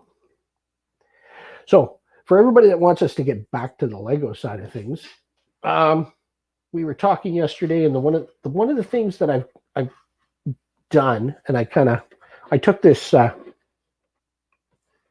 chess set and I kind of incorporated into a original trilogies Lego chess set. Testing 1, Yeah, 2, I got you 3, now. 4. Oh, this is so bad. So I love that though.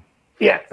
So, and then the centerpiece of it all is this lovely young lady right here. Nice. Smooth hair. Yeah. So, you know the story behind that. Do you want me to go into it again for the viewers? Sure. Yeah. Okay. So, one of the very first Lego deals that I did, I saw an ad on Kijiji for a Kessel Run Falcon. Right. So I sent a message to the guy, and he was in Windsor, but he said he would ship it. And I thought, okay. And I bet you guys can just see where this is going right now.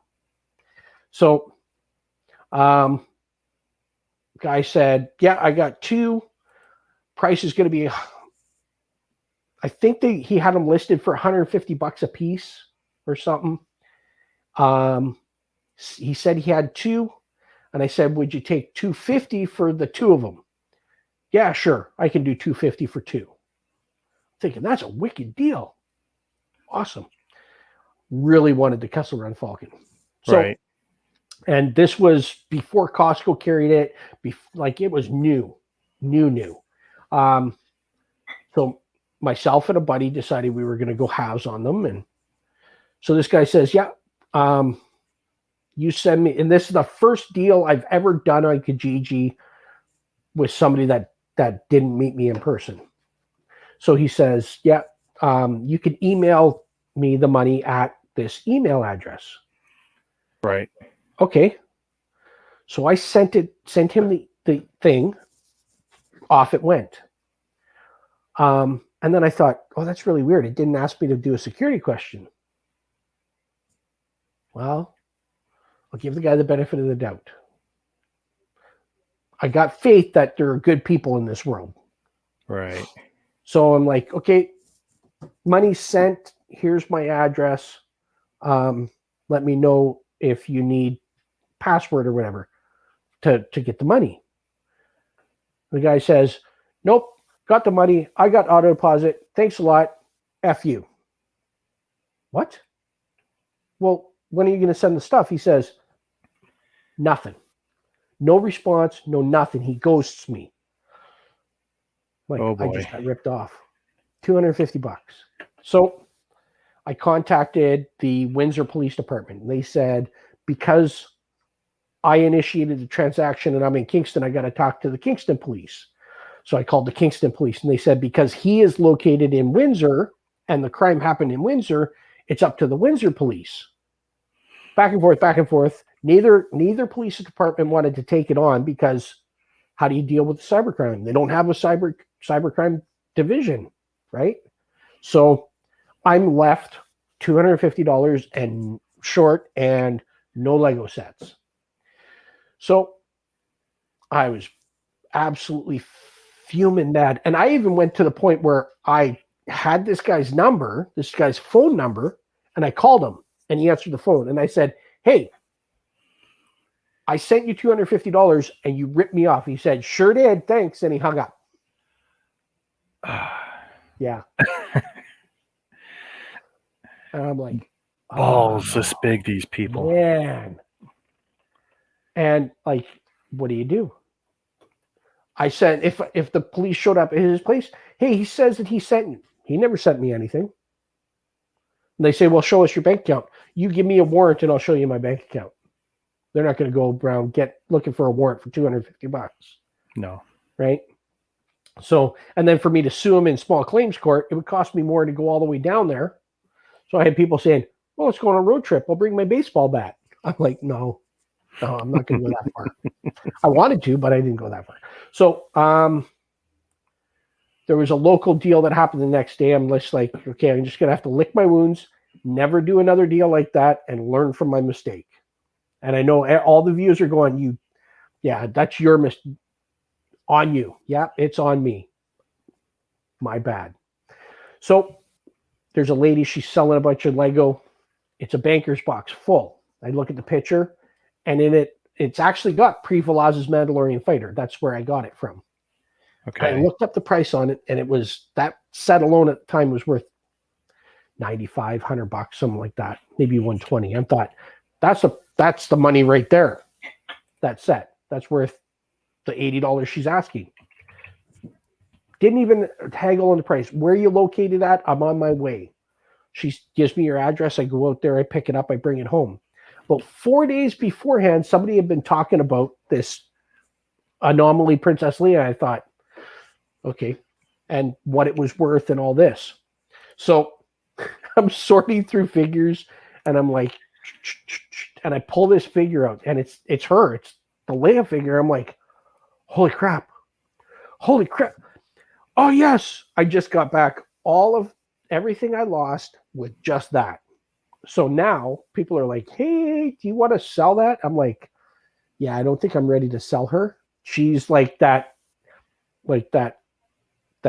counterfeit $5 bill that's hanging on the wall, or that bad check in the business. They have it hanging there to remind them, don't ever do that again. Yep. So that's how I ended up getting her. I got her in a bulk lot that I paid $80 for, but she actually was the saving grace on a $250 sting that I took. So, yeah. Wow. You'll never do it again. I mean, Nope.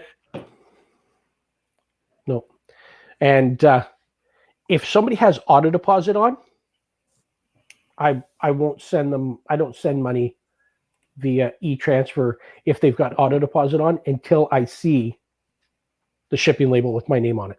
yeah. And if people are like, well, how do I know I can trust you? I'm like, here's my Bricklink store. You can go and look at all the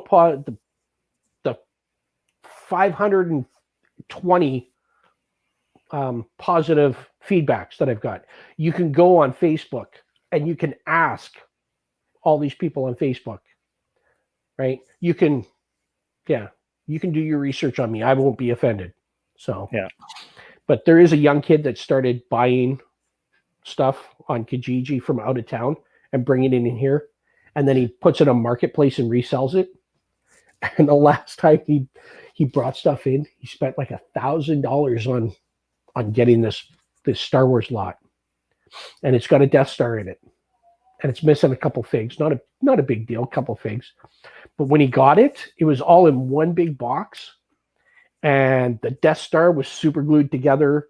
And a couple different things were, and he's just like, I just can't believe it. Like, he's like, I'm just going to send it all back. I'm like, yeah, good luck with that. Yeah. They are not going to give you your $1,000 back. They're just happy somebody took it from them. Yeah. I guarantee you. So he had a super glued Death Star on Facebook for sale for $400. Oh my God. And then a week later it was at $300. And then it was at $250. and then a couple days later it was at $200. And then it was at $100. About once a month, someone asks me, how can you get this glue off? And it's not worth the trouble. You can make such a mess of it. And any solvent that's going to break down the glue is going to damage the Lego for the most part. Well, it's not the solvent that would do it. When you put and I don't know, is Mitch still on here? Yeah, he hasn't said anything in a while, so I don't know if we're gonna. He might have jumped out to watch the hockey game. Yeah. Go Leafs, go! I cheer for the Vancouver Canucks and any team that's playing against Toronto Maple Leafs. Wow. Okay. And we're ending the stream. No, I'm joking. I don't share. I'm not a Leafs fan. I don't have any Leafs gear. I got, hey, look, I don't even have to go far. I got Jays, no problem. Leafs, I got nothing. It's hard to be a Leafs fan. I'm not that diehard guy who, every year goes to the arena and support the team that loses every year. But hey, I want them to beat the Habs. I think it's historic. Go Leafs, go! I'm just asking Mitch to jump back in because, as much as he is a helper to me, when it comes to stuff like chemical composition and stuff, he is the guy to go to because Mitch is he's an engineer. He's got a full-on engineering chemist undergrad with a chemical engineering major or master's. Mm-hmm. So he's a master's in chemical engineering. And when he comes back on, I'll fire this question at him. So, see, I don't know what would break down the super glue. If someone used mech, which is what Lego uses when they build their big super sculptures. Yeah. Well, that's, like acetone. You're melting the plastic. Right. It's a done deal. It's over. Is he back on here yet? Not yet. But in the case of super glue, I don't know the composition of it. So I don't know what it's doing. I don't think it's actually melting ABS plastic like mech will. Hey, Mitch. Okay. So, Mitch, we were just talking about that kid that's around here. He had that Death Star that was all super glued together. And then we got into the conversation of when it comes to solvents and chemicals, is there anything that you could use to get rid of super glue without totally destroying the Lego plastic? And because you are a masters of chemical engineering with a focus in polymers and plastics, we thought that you were the guy to ask.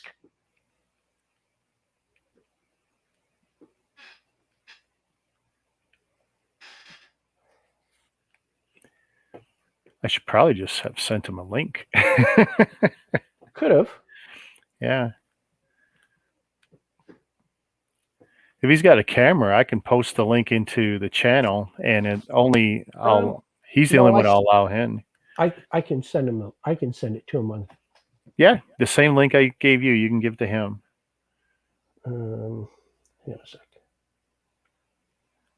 Now, see, Mike's talking about acetone. See, when you use acetone, it's great, but it melts ABS. That's how they get that beautiful connection. You're not reversing that without destroying. So Mitch is saying here, I'll put it up. On pressure, I think there would be a complex solution, but maybe. Because it comes up every month in the groups. How do I undo glued, super glued, crazy glued Lego? So Mitch, check your Facebook message. There should be a link there for you to come in. You can actually explain it.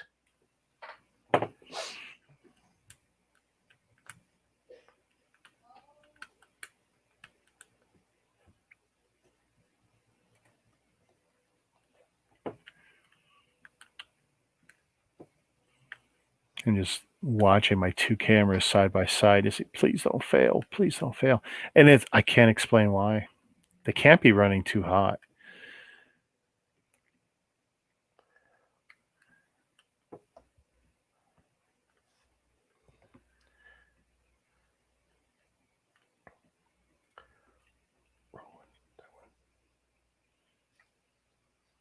Yeah, I'm going to do a little test here while we're waiting.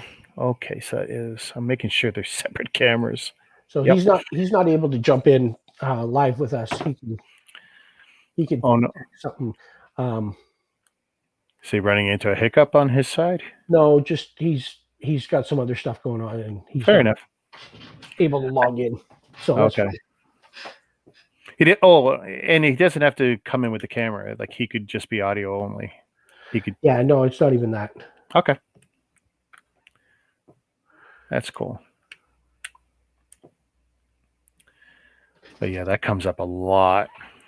Now, I do recommend when people ask me, "Oh, what can I use to put the stuff together?" And I say, use leg glue, and it's not hard to find. Amazon sells a few other people. Warm water dissolves it pretty cleanly, and it's non-destructive to the Lego. In fact, it's a Canadian invention. A kid came up with it for. I thought he was American. He actually went on Shark Tank. For the leg glue? Yeah. Really, eh? He was on Shark Tank last year. Oh, okay. I just got your message, Ken. Fair enough.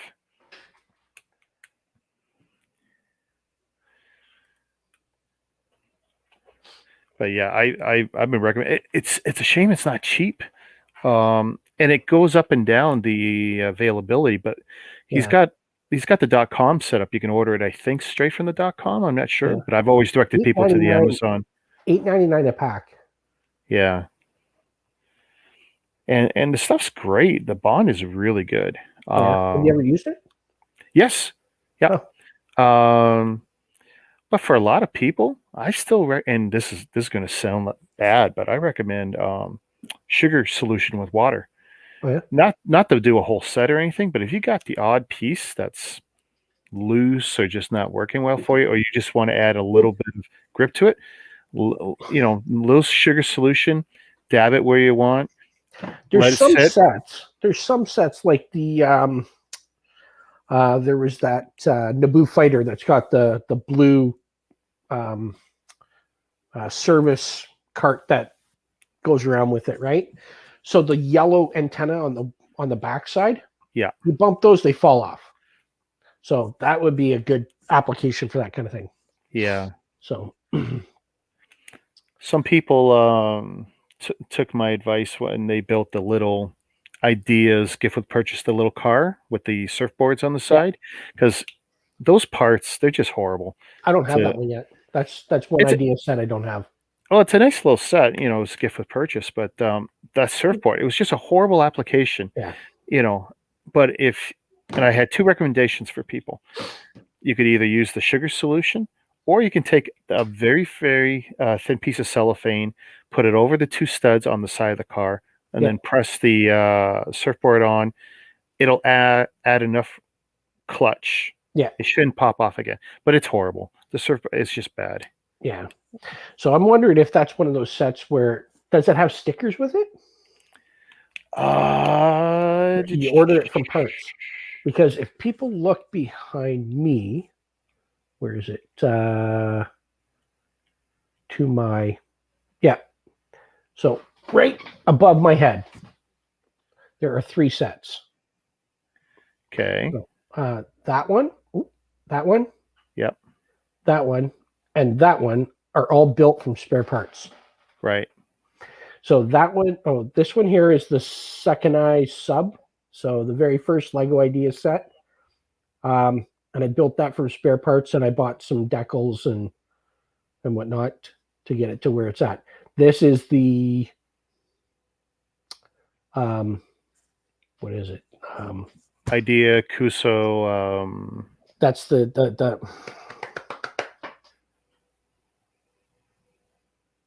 now I can't remember the name. Because the other one's the Rover. Yeah, the Rover. The Rover's over here. Yeah, that's the Rover, and this is the Hayabusa satellite. Yeah, the Hayabusa satellite. So, that one, it has an actual genuine Lego. Yeah, Mike Hayabusa. Right. Mike just texted me Hayabusa. That one's built from spare parts, but I bought a sticker sheet off of somebody that had one on Bricklink. This is all spare parts except for the tail and the stickers for it. The stickers are remanufactured that I got off of eBay, and the tail is, people are gonna think me a monster, but yeah, you showed me this one last night. I actually took a can of orange spray paint and I sprayed a white tail orange, because that orange tail has never been reproduced in any set ever. And how much is the tail going for? $125 American for the one part. Oh boy! See, that reminds me. Sticker sheet. It was $200 American for the sticker sheet and the tail from one person. It reminds me of the windscreen for the Vader UCS TIE Fighter. Mike, you got one of those? That windscreen is $75 to $150 because it was a one. It was a one-off. I think Mike has one. He's got some TIE Fighter screen with. I've got the set and the extra part hanging around. I showed my wife the other day. I go, this one part is $75 to $150. Mike's got a few of those. He sends me pictures of these parts, and I'm like, yeah, so what is it? He's like, go look it up. Here's the number. Yeah. Oh, he says no, he doesn't. Oh, no. He's got something. I don't know what it is that he's got. Some TIE Fighter hatch with a handle. So maybe it was a TIE Advance something or other. I don't know. I'm sure he'll text me or send me a picture or something of whatever it is. So, but yeah. So there's actually a guy on Bricklink that's got the sub, and it says very clearly, made from spare parts, all orange parts substituted with yellow. He's got it listed for $140. Really? No yeah, no stickers, no decals. No stickers, no decals, and swapped colors. The Rover has no decals with it. There's no. It's all just elements. Yeah. And if you get the elements, you can put it together, and away you go. So Mike says that he's got the TIE Advance with the Inquisitor cockpit hatch. Oh, okay. And that thing goes for like $45 or $50, that one part. So yeah. So the Hayabusa that I built out of spare parts is going for about 140. The Mars Rover spare parts, it's going for about 160, I think. Wow. Something like that.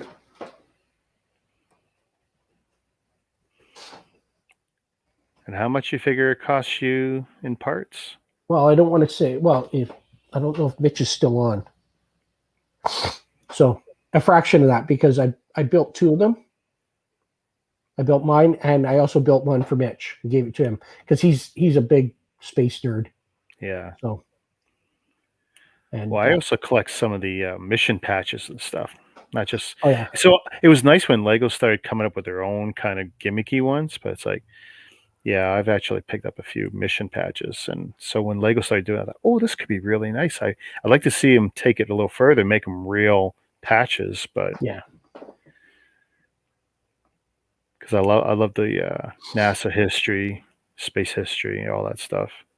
yeah. So a used Hayabusa right now, average price, list price right now is $288. Wow. Yeah, and I built mine out of spare parts.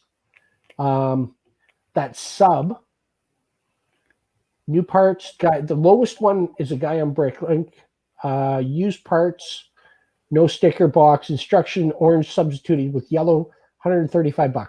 He's down $5. Wow. That's Canada. That's the lowest price. Yeah. And then the next one, guy in the UK, orange parts replaced with bright light orange. And the stickers are aftermarket, $256. So that thing up there is probably sitting around. So that amazes me. You're reading that all off of Bricklink, and that's 150. listed, and Lego's not giving him grief for anything. Well, he's specified, right? Yeah. Like he's. I know some guys who got their chromed. They got their chromed business taken down. Basically, their chroming parts and stuff gone. Yeah, Lego. But they also listed it as incomplete. They didn't list it as a complete set, right? They said it's incomplete, and here's what's wrong with it. Yeah. Right. So, my big thing was I listed a bus. It was missing one sticker, and they wouldn't let me list it without saying it was incomplete because I said missing sticker. So I had to list it as incomplete. I sold it. It sold. But yeah. For less, or it was you still got what you wanted for it? $5. Okay. So, but I mean, it was the double-decker bus, the London bus. Yeah. It was so new that there was no spare parts out there. Nobody had parted it out. Or if they did, they parted out all the parts, and then the sticker sheet was complete. And I wasn't going to pay $45 for a sticker sheet when I needed one sticker. One sticker. Yeah. So, yeah. So that's that. The Mars Rover. If I didn't think I would get trouble, I would set up my own service, scan every sticker sheet that comes my way, and provide anyone a PDF of it so they could reproduce their own. But that's probably a good legal no-no right there. Yeah. I don't feel like stepping on that. The Mars Rover, lowest priced one is out of Poland for $111. Wow. There's a guy, he's got one, comes with instructions but no box, $279. That's not bad. Yeah. That's with the instructions. So yeah. That's Canada. So $280 in Canada. If you look at what the instructions are worth, there are none. There's no instructions anywhere. No one's selling them. Oh. None.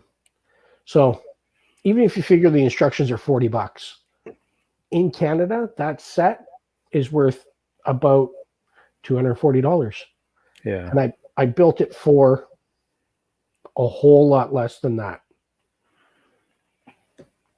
So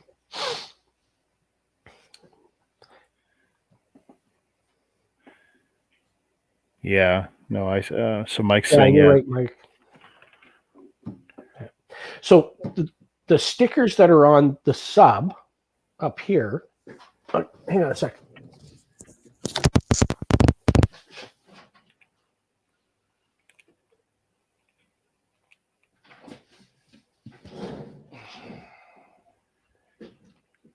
I love this set.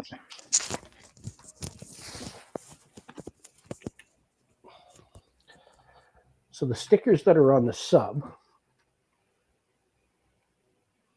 you can't even tell really.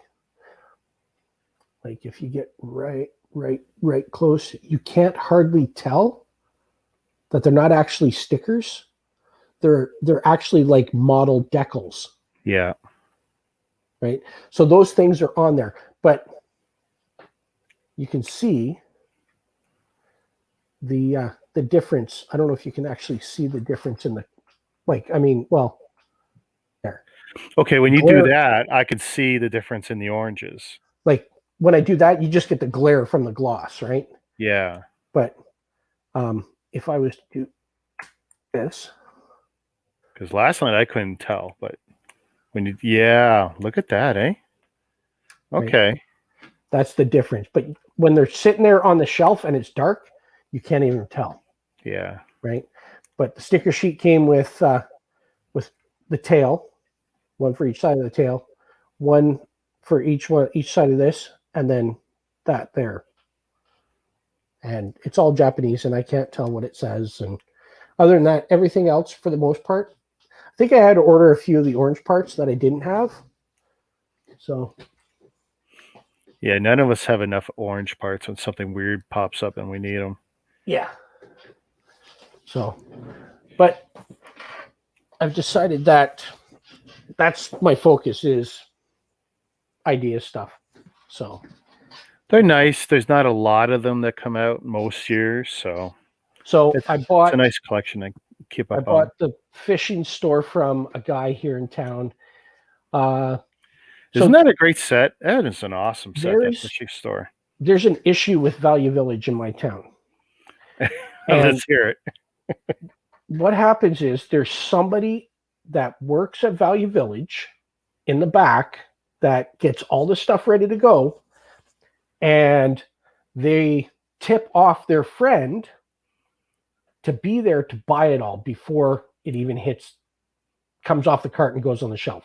Yeah. So we hardly ever get any Lego in Value Village anymore. So this guy just happened to score this fishing hut or the fishing store off of Value Village. Hey, and Corey. he got it for a really good deal. So I ended up beating him down. He was up at it was used, open box, and I did everything I could to get him down. And I got it for $120. Nice.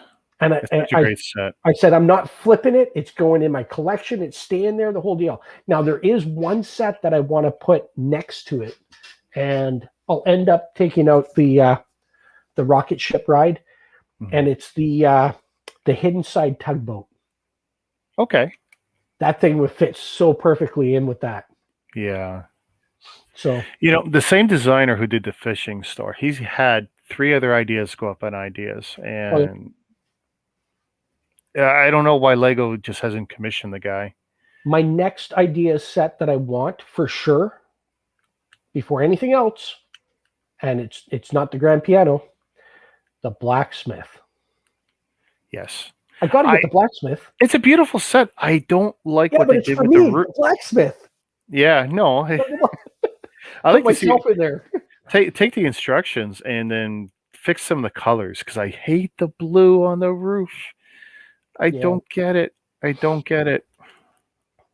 I do like the treehouse, but the one idea set that I'm like, Barracuda Bay. Oh, really? Yeah. It's just I didn't buy into it either, but I'm kind of regretting it. Like I still want it, but Right, but to me, it looks like the guy took his Barracuda Bay or his Barracuda pirate ship, Mm-hmm. dropped it, and then put it on the shelf. That's what it looks like to me. Yeah. So it really like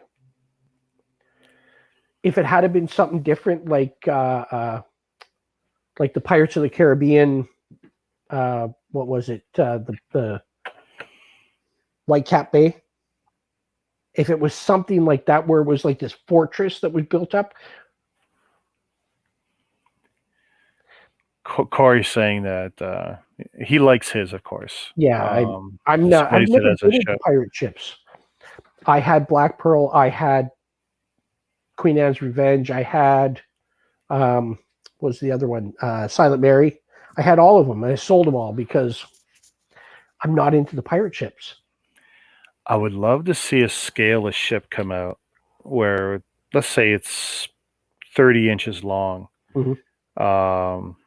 High detail, like UCS kind of scale, kind of thinking to it, because I think there's a market for it. And if they ever come out, make it historical ships, I think people would eat it up. They only got to do one to see if it works, but yeah. And it's like my buddy Travis that's up in Ottawa.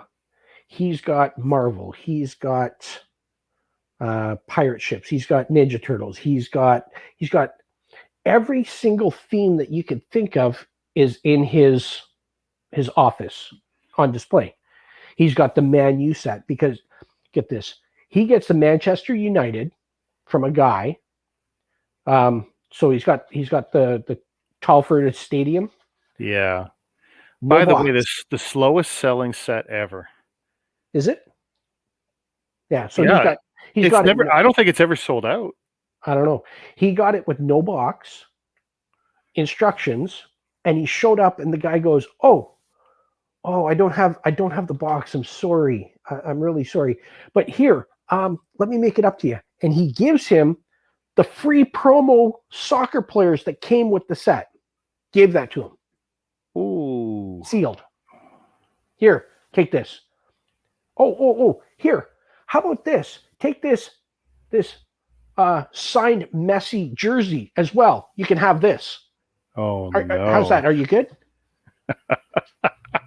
Now ask me how much he paid for it. I can't even imagine. I just can't imagine. Take a guess. How much was that set regular? Well, wasn't that 400? Yeah, close to, I think. He got it for $1.25. No. Yeah. No. Yeah. He saw it listed. He saw it listed online. And he was in his car driving to downtown Ottawa as he's messaging this guy going, tell me where to meet you. Yeah. I am on my way. Yep. No, I've done those media. Can I send you the money? Yep. Tell me where to meet you. Okay. Yep. Got your address. I'm sending you the money now. It's 2:00 in the morning. I'm meeting a guy at one of the Scarborough subways, and in their kiss and ride area, which is really sketchy at that time of night when there's nothing running. I can't remember what actually was Lego. I don't know, Exosuit or whatever it was, because I'd missed out on it the first time. And this guy had a crazy deal. I made up with him. Yeah, I tell you, it's a great set, except I don't like the arms. The arms are too loose when you build it. Yeah. By the way, that was one of my first sugar solutions. Oh yeah. Yep. And the arms never fall out for me now. I've never had a problem because I just put it up there and I left it. Oh, I had so much fun. It's so posable. I mean, you could have so much fun with it, but then that's when it's like it wants to fall apart. Like, no, very delicate, very delicate. Until I get all this green space figs, awesome. Yeah, until I get rid of all this stuff in the corner, and then all that bulk that's over there, and deal with that. I really don't come in this room a whole lot. It's like tripping over stuff. Well, and up until last week, there was where I'm sitting. Mm-hmm. There was an exercise bike right in here, a recumbent exercise bike. Oh, so you literally move stuff around. You said, yeah, it's good that you're going to, well, put it off a week and I'll have time to rearrange. I got rid of the exercise bike, and then because that went, it left me some room to push some boxes around and stuff like that. And yeah. So as well, when my daughter moves to Ottawa, the TV and the dresser that's in here, well, I don't know if we're going to send the dresser downstairs. That's more display area. But for sure, yeah, TV's going downstairs. I can put more stuff over there. Yeah. Things will get rearranged around here. But I'm purging lots of stuff. It's okay. It's good. Well, there's I'm getting rid of the trampoline that we have in the backyard. My 19-year-old's moving to Ottawa. There's nobody going to be jumping. I'm coming 52. I don't think I'm going to be jumping on the trampoline. No. I wouldn't recommend it. So I have enough excitement. I ride my motorcycles, and yeah. So me and my wife, 20 years we've argued about motorcycles, and she said, I can't get my way back. It was a Harley Sportster. I figured entry level, it's what I wanted. And she goes, you can't have your Sportster unless she can have a moped, scooter. And my belief is scooters are dangerous because of the way you sit on them, as opposed to a bike where you're wrapped around it. And buy her an e-bike. You know what? You can get an e-bike that here. There was a guy in Kingston that was selling an e-bike. What's Mike saying about a Daily Bugle set? Oh, there was somebody that was selling a Daily Bugle on one of the Lego collector groups. Oh. Is he? I wonder if he's talking about what we were talking about earlier. Yes. Yes. Okay. I didn't want to bring her up. So here, share screen. Come on, share screen. I'm sorry. What she's asking is ridiculous. Yeah. And if we say anything about it in the group, we get smacked around for it. I think they did, Mike. I think it's a great set. I'm not going to get it, at least not yet. It's a beautiful set, and I'm glad they're coming out with some of these more epic kind of sets, especially with the figures, because for some, the figures alone will make it worth it. The fact you get 25 of them, I think, with this set, I mean, just great. Plus, 5 of them are kind of unique, I think, to the set. Punisher, Daredevil, Firestar. I don't know what else, but those 3 stood out. Firestar being a character that didn't start in the comic books, even better. It was started from the cartoon. Great set. I don't think anyone's losing on this set. If you can get it, get it. Just not for me. If I had, if I had it City, if I had a lot of modulars and stuff, I'd probably buy it. If I had the Ghostbusters built and displayed, I'd probably buy it. But yeah, I'll wait for a deal, maybe. Points or something. Not even points, because I don't give a crap about points. Lego screwed me so bad on my different accounts and some of my points. Like, I'm so done with it. Okay, so I'm going to share my screen here in a second. Just to give you an idea. That one. Share that. And there we go. That's an e-bike. Really? That is an e-bike. She won't touch it. How heavy do you think it is? Probably 300 pounds. Max. She won't touch it. 200 at the most. But there's some, well, you know what it is about the e-bikes is you're not having to lift your leg up high to get onto it and all that. Yeah. I would go for this before she ever would. Yeah. So that's that. I'll send you, I can send you more offline. Cool. So,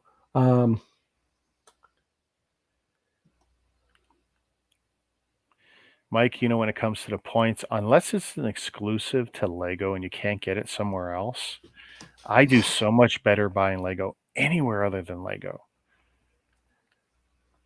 But if I want a day one launch or if I want a gift with purchase, then yeah, I'm that sucker who's up at midnight, click, click, click, refresh, refresh, refresh, get my set. Or get my order in, like in the case R2D2. I Yeah. got my gift with purchase. I got my stupid keychain I used to get the gift with purchase. And now I'm waiting like most of the free world for the R2 set. Because I do like it. I think they did enough that was different from the original build to make it worth it. Because I got the original too. Yeah.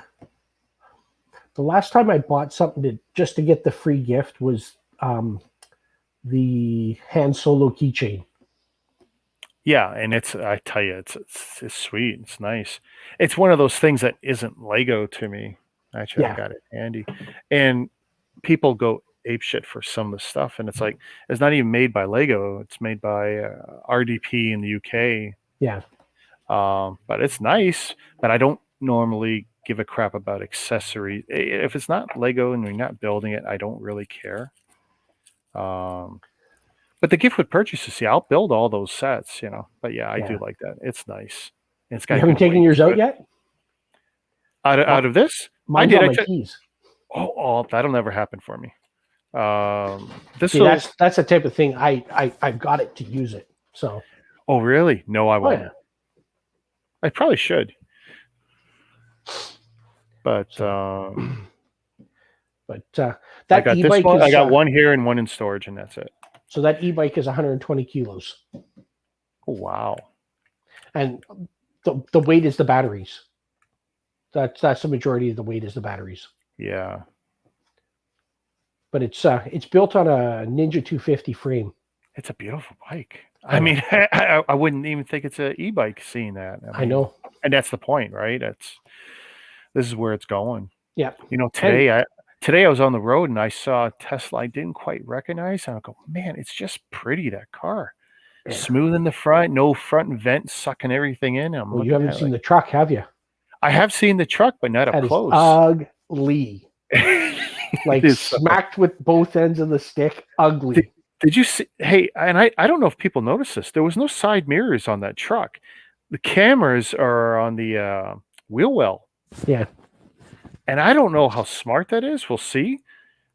They're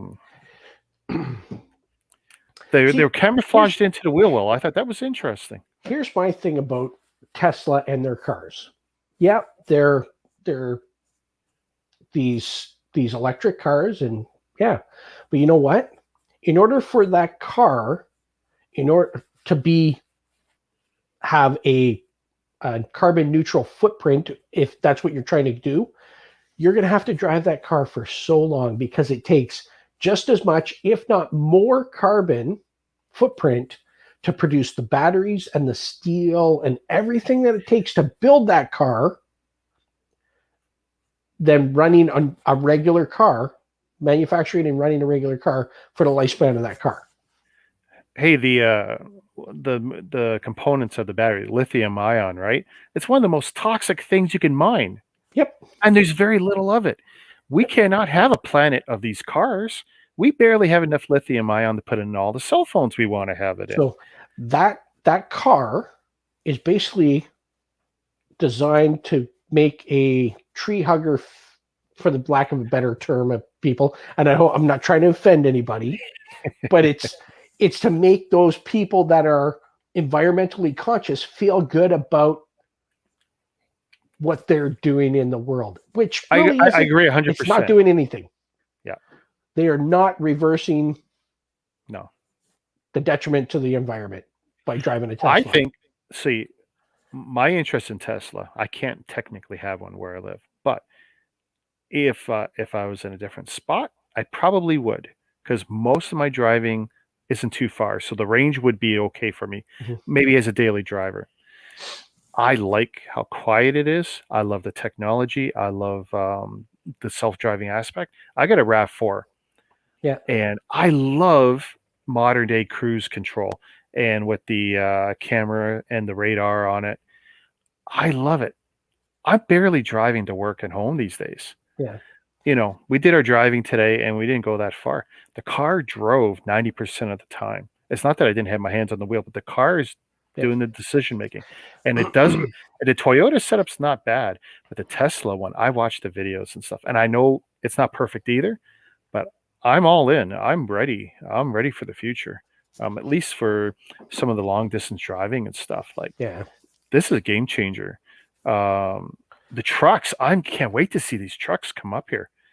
Walmart's bringing the trucks. They committed to, I think, 25 of them. Oh, the For self-driving ones? the self-driving ones for our market. And of course, there's still going to be a driver in the car, but it's in the truck. But it's like this is a game changer. Some of this stuff. You know, you put a driver in there who doesn't actually have to drive; he just has to monitor it in case. Yeah, You're going to have another incident like what you had in Saskatchewan with the Humboldt Broncos. that was horrible. But you're right. You are right. Actually, you know that song that was written for them? No. You never heard the song? Nope. Oh man. No. So there's a musician. I'm a truck driver's son, and I tuned a lot of that out because I really I feel bad for everyone involved. I felt bad for all the families. Yeah. For So there the was a town that was musician. devastated, the truck driver himself. Everyone 8 years in lost on jail. that. Yeah. He's gone to jail for years. And it should be forever. It should be longer. But yeah.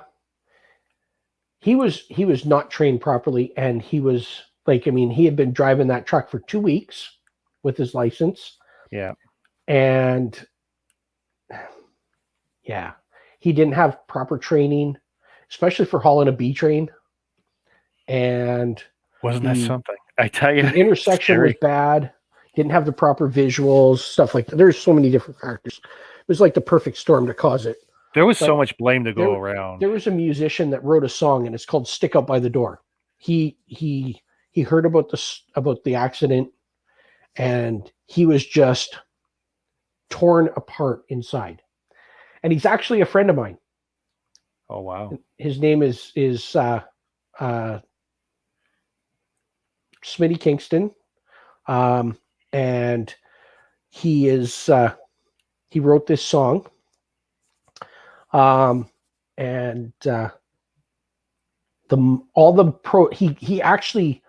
signed the rights of all the proceeds of this song over to the families of the Broncos. Wow. Yeah, and then he ended up in a battle with the NHL over it and TSN. Really?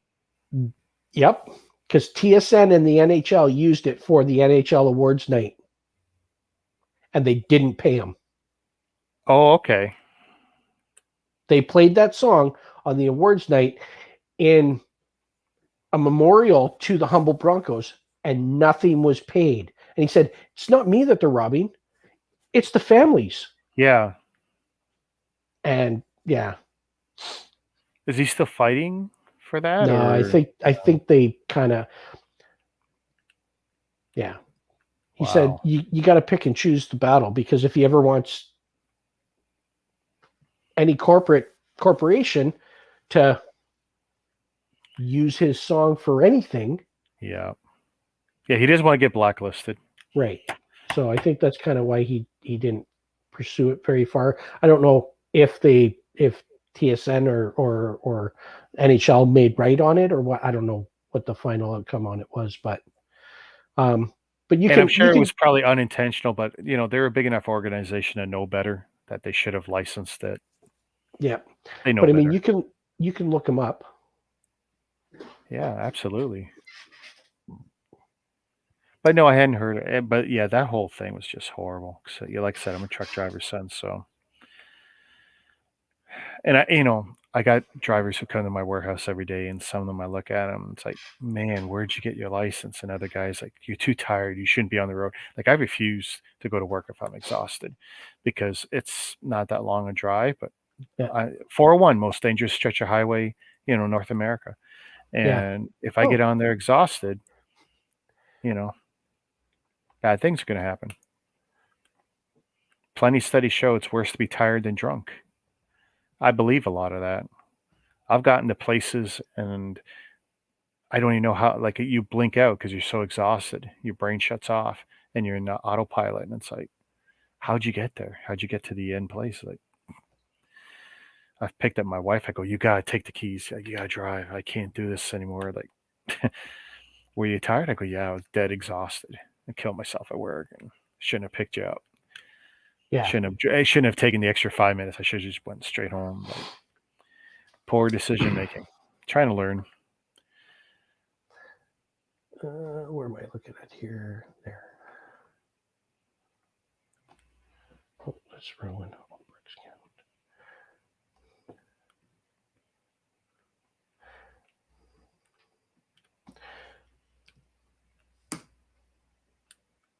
There, I just tossed it in the a link to that video that he posted. I don't know how long ago it was. So where's the link? I just put it in the chat. So, into the stream chat. Okay. Yeah, I just log in on the other side in my other browser. Okay, so, I wonder, it could be StreamYard is not updating me. Oh. Usually it's my guests who can't see parts of the chat, but right now I'm not seeing an update on that. I did notice between the two there's a lag between StreamYard and YouTube. Oh yeah. It can be as much, for me it's as much as 30 seconds sometimes, but some people complain it's much longer.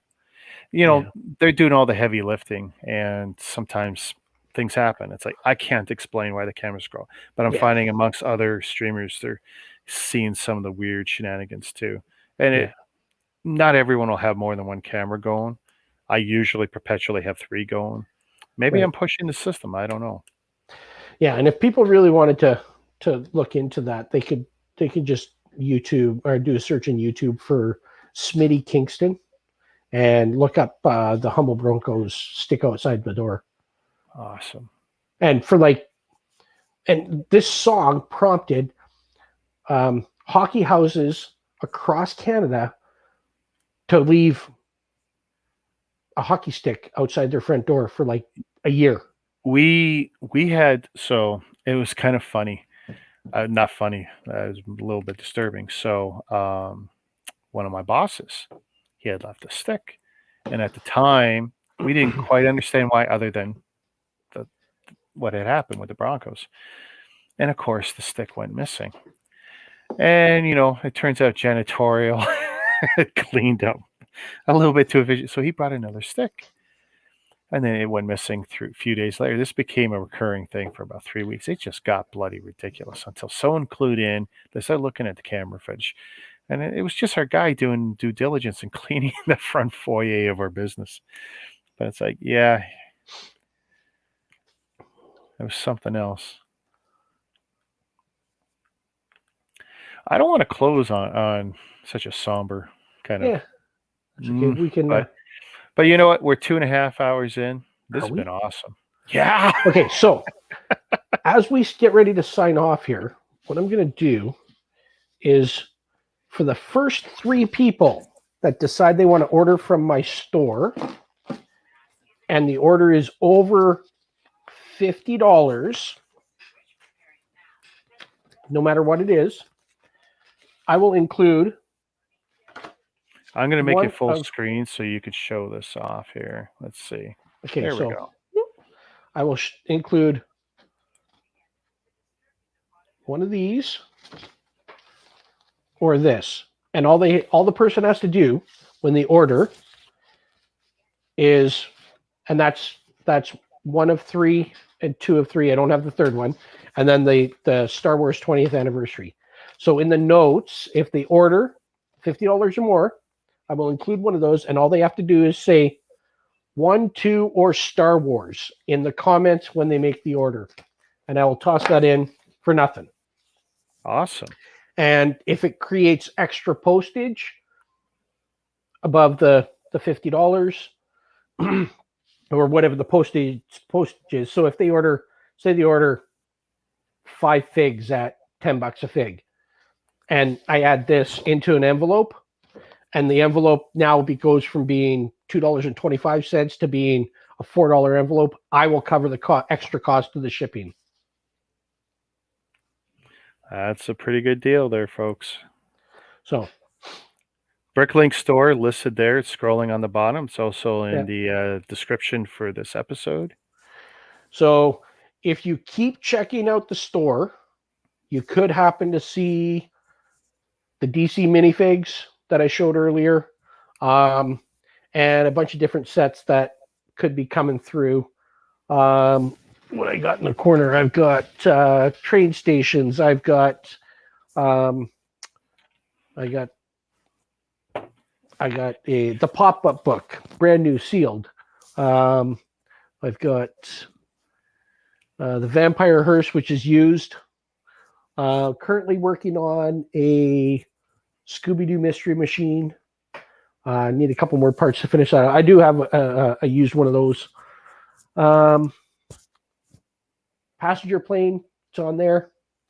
So I got a bunch of work I got to do. But like I said, summertime, it's all about the weapons.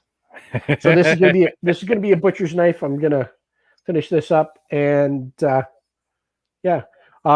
If you guys are getting into barbecue season, I've got I'm gonna start doing some other stuff. So I know we do mostly Lego on here, but we all have lives outside of Lego. And if you guys want shish kebab skewers, I'm working on getting some steel so I can make shish kebab skewers. Don't know how much they're going to be. We'll see what happens. So they'll end up being about 18 inches long. So you would end up doing something kind of ornamental with the handle, or yeah. So you end up doing this. It's called a rat's tail or a pig's tail, where it's got a little curly Q and it wraps in a circle. And just don't touch them with your bare fingers after they're on the hot grill. Don't get me started. Never fails. I'm in the forge. I call my shop the forge. So I'm in there working with the forge, and it never fails. If I'm in there for more than about 2 or 3 hours, I will burn my fingers. Because you take the gloves off and you forget, or well, it's hard to hold a hammer with a glove. Oh, it kind of rotates in your hand a little bit. Either that, or you do this, and it. Oh, okay. The hammer goes out the backside, right? Jesus. So it's on with the glove, off with the glove, on with the glove. Or if I'm standing at the grinder, I don't wear a glove when I'm at the grinder because I don't want to get my hand caught in the belt and yanked into the grinder. So you don't have what's called asbestos fingers. My wife, I do. My wife can handle stuff like you can't believe. I used to be a cook, right? So yeah. I do, but steel that comes out of the forge is, well, put it this way, that pattern welded stuff, I got to get that up to about 2,700 degrees Fahrenheit for it to stick together. Yeah, flesh melts off. So anything, up around anything over 800 degrees Fahrenheit, you're getting 3rd-degree burns. So so it's like you're doing this. Is that hot? Actually, I can hold my hand over a piece of metal. But the thing is, when I'm at the grinder and I'm working on this and I'm going on the grinder, and I'm holding it against the grinder with my thumb to give it some pressure, and it gets hot. I burn my thumb. Yep. So I get welding magnets, and I'll put a welding magnet on the back, and I'll hold it against with a welding magnet. Oh, that's so smart. But then all the filings and everything that come off of this stick to the magnet. I mean, I've just messed around with Dremels and stuff, and I've made metal hot, and I'm like, oh, damn, what am I doing? Yeah. So I've got, well, let's see. I don't know if you can see that. Ouch. So that was a burn. And then right on the very end, you can see I had a cut right. I don't know where it went. There. Yeah. So I had a cut there, and then there was another one which was on the end of my finger. Oh, right there. You can kind of see it right there. So that was because I touched the edge of the belt with my thumb as it's going along at 3,600 RPM. Was it slowing down when you went to grab? Oh, no, it was still going full. Oh, no. Oh. My motor is a 2-horsepower motor, so it gives a lot of torque, like a lot. So, yeah. And then my knuckle, like that there, on my knuckle, right there. Yeah. That's from holding it in. So you're holding a piece of work and you touch your knuckle on the thing, and it's like, imagine driving down the road and you touch your finger to the concrete. Yeah. Yeah. So that kind of stuff. So. Well, thanks for grossing us out at the end. Your bodily injuries. It's part of the thing, right? It never fails. If I'm in the shop for more than about 3 hours, I'll either nick myself or I'll burn myself or something. But you get used to it. The worst one I had was I was melting brass, and I pulled a big square brass filled mold out of the forge, but I didn't have a really good grip on it with the tongs. So when I pulled it out and it came off the shelf, if this was the thing like this, and as I pulled it out, it did this. Whoop, Right. Oh. and everything spilt. Yeah. And it didn't burn my shoes, but a blob of it went inside my shoe, melted my sock, and I peeled everything off in like 2 seconds, but I still ended up with I got a scar about the size of a loonie on the top of my foot because it could have been a whole lot worse. Yeah. I've had hot metal. Right. I've had hot metal. Hot enough that would have gone. That's the thing. Hot enough that would have gone through your foot like acid almost. I mean, yeah, close. It came off really fast. I had one where a piece of metal popped out of the tongs, and it went up beside me here, and it grazed my chest and melted a hole in my shirt like that. So then my wife got me a pair of leather apron. Yeah. So the next time it happened, it hit my apron, went up like this, and fell on top of the garage door. I pulled the emergency release and fired it out onto the pavement. Yeah, it's hot enough it would start a fire, right? I mean, if it stayed there too long, yeah, it would have burnt everything right on the front of the garage door. But no harm, no foul. It was gone. So, but that's because after I've worked on, like, if I'm holding a piece of work with my tongs, and then my hand gets tired, I don't have a really good strong grip, so then it pops out. So I got to figure out, like, you can get these things called tong clips where they basically slides on your tongue and it holds them closed, right? Sure. So I need to make some or get some, or yeah. So, but that's all on the outside the Lego thing. So when I injure my fingers bad enough, like the ISS that's up there that I made, the space station, I did that because I nicked my fingers and I couldn't work on the grinder, so I built Lego. for therapy or just to do something. Gives me something else to do. Something else to do. Yeah.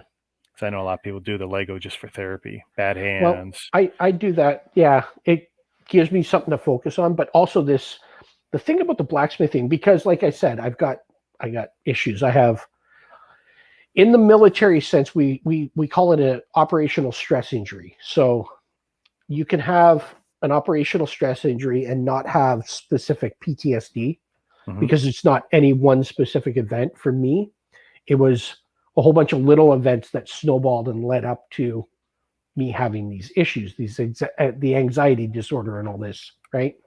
So if I had been in an accident where a vehicle got blown up, then there is one specific traumatic event that caused it.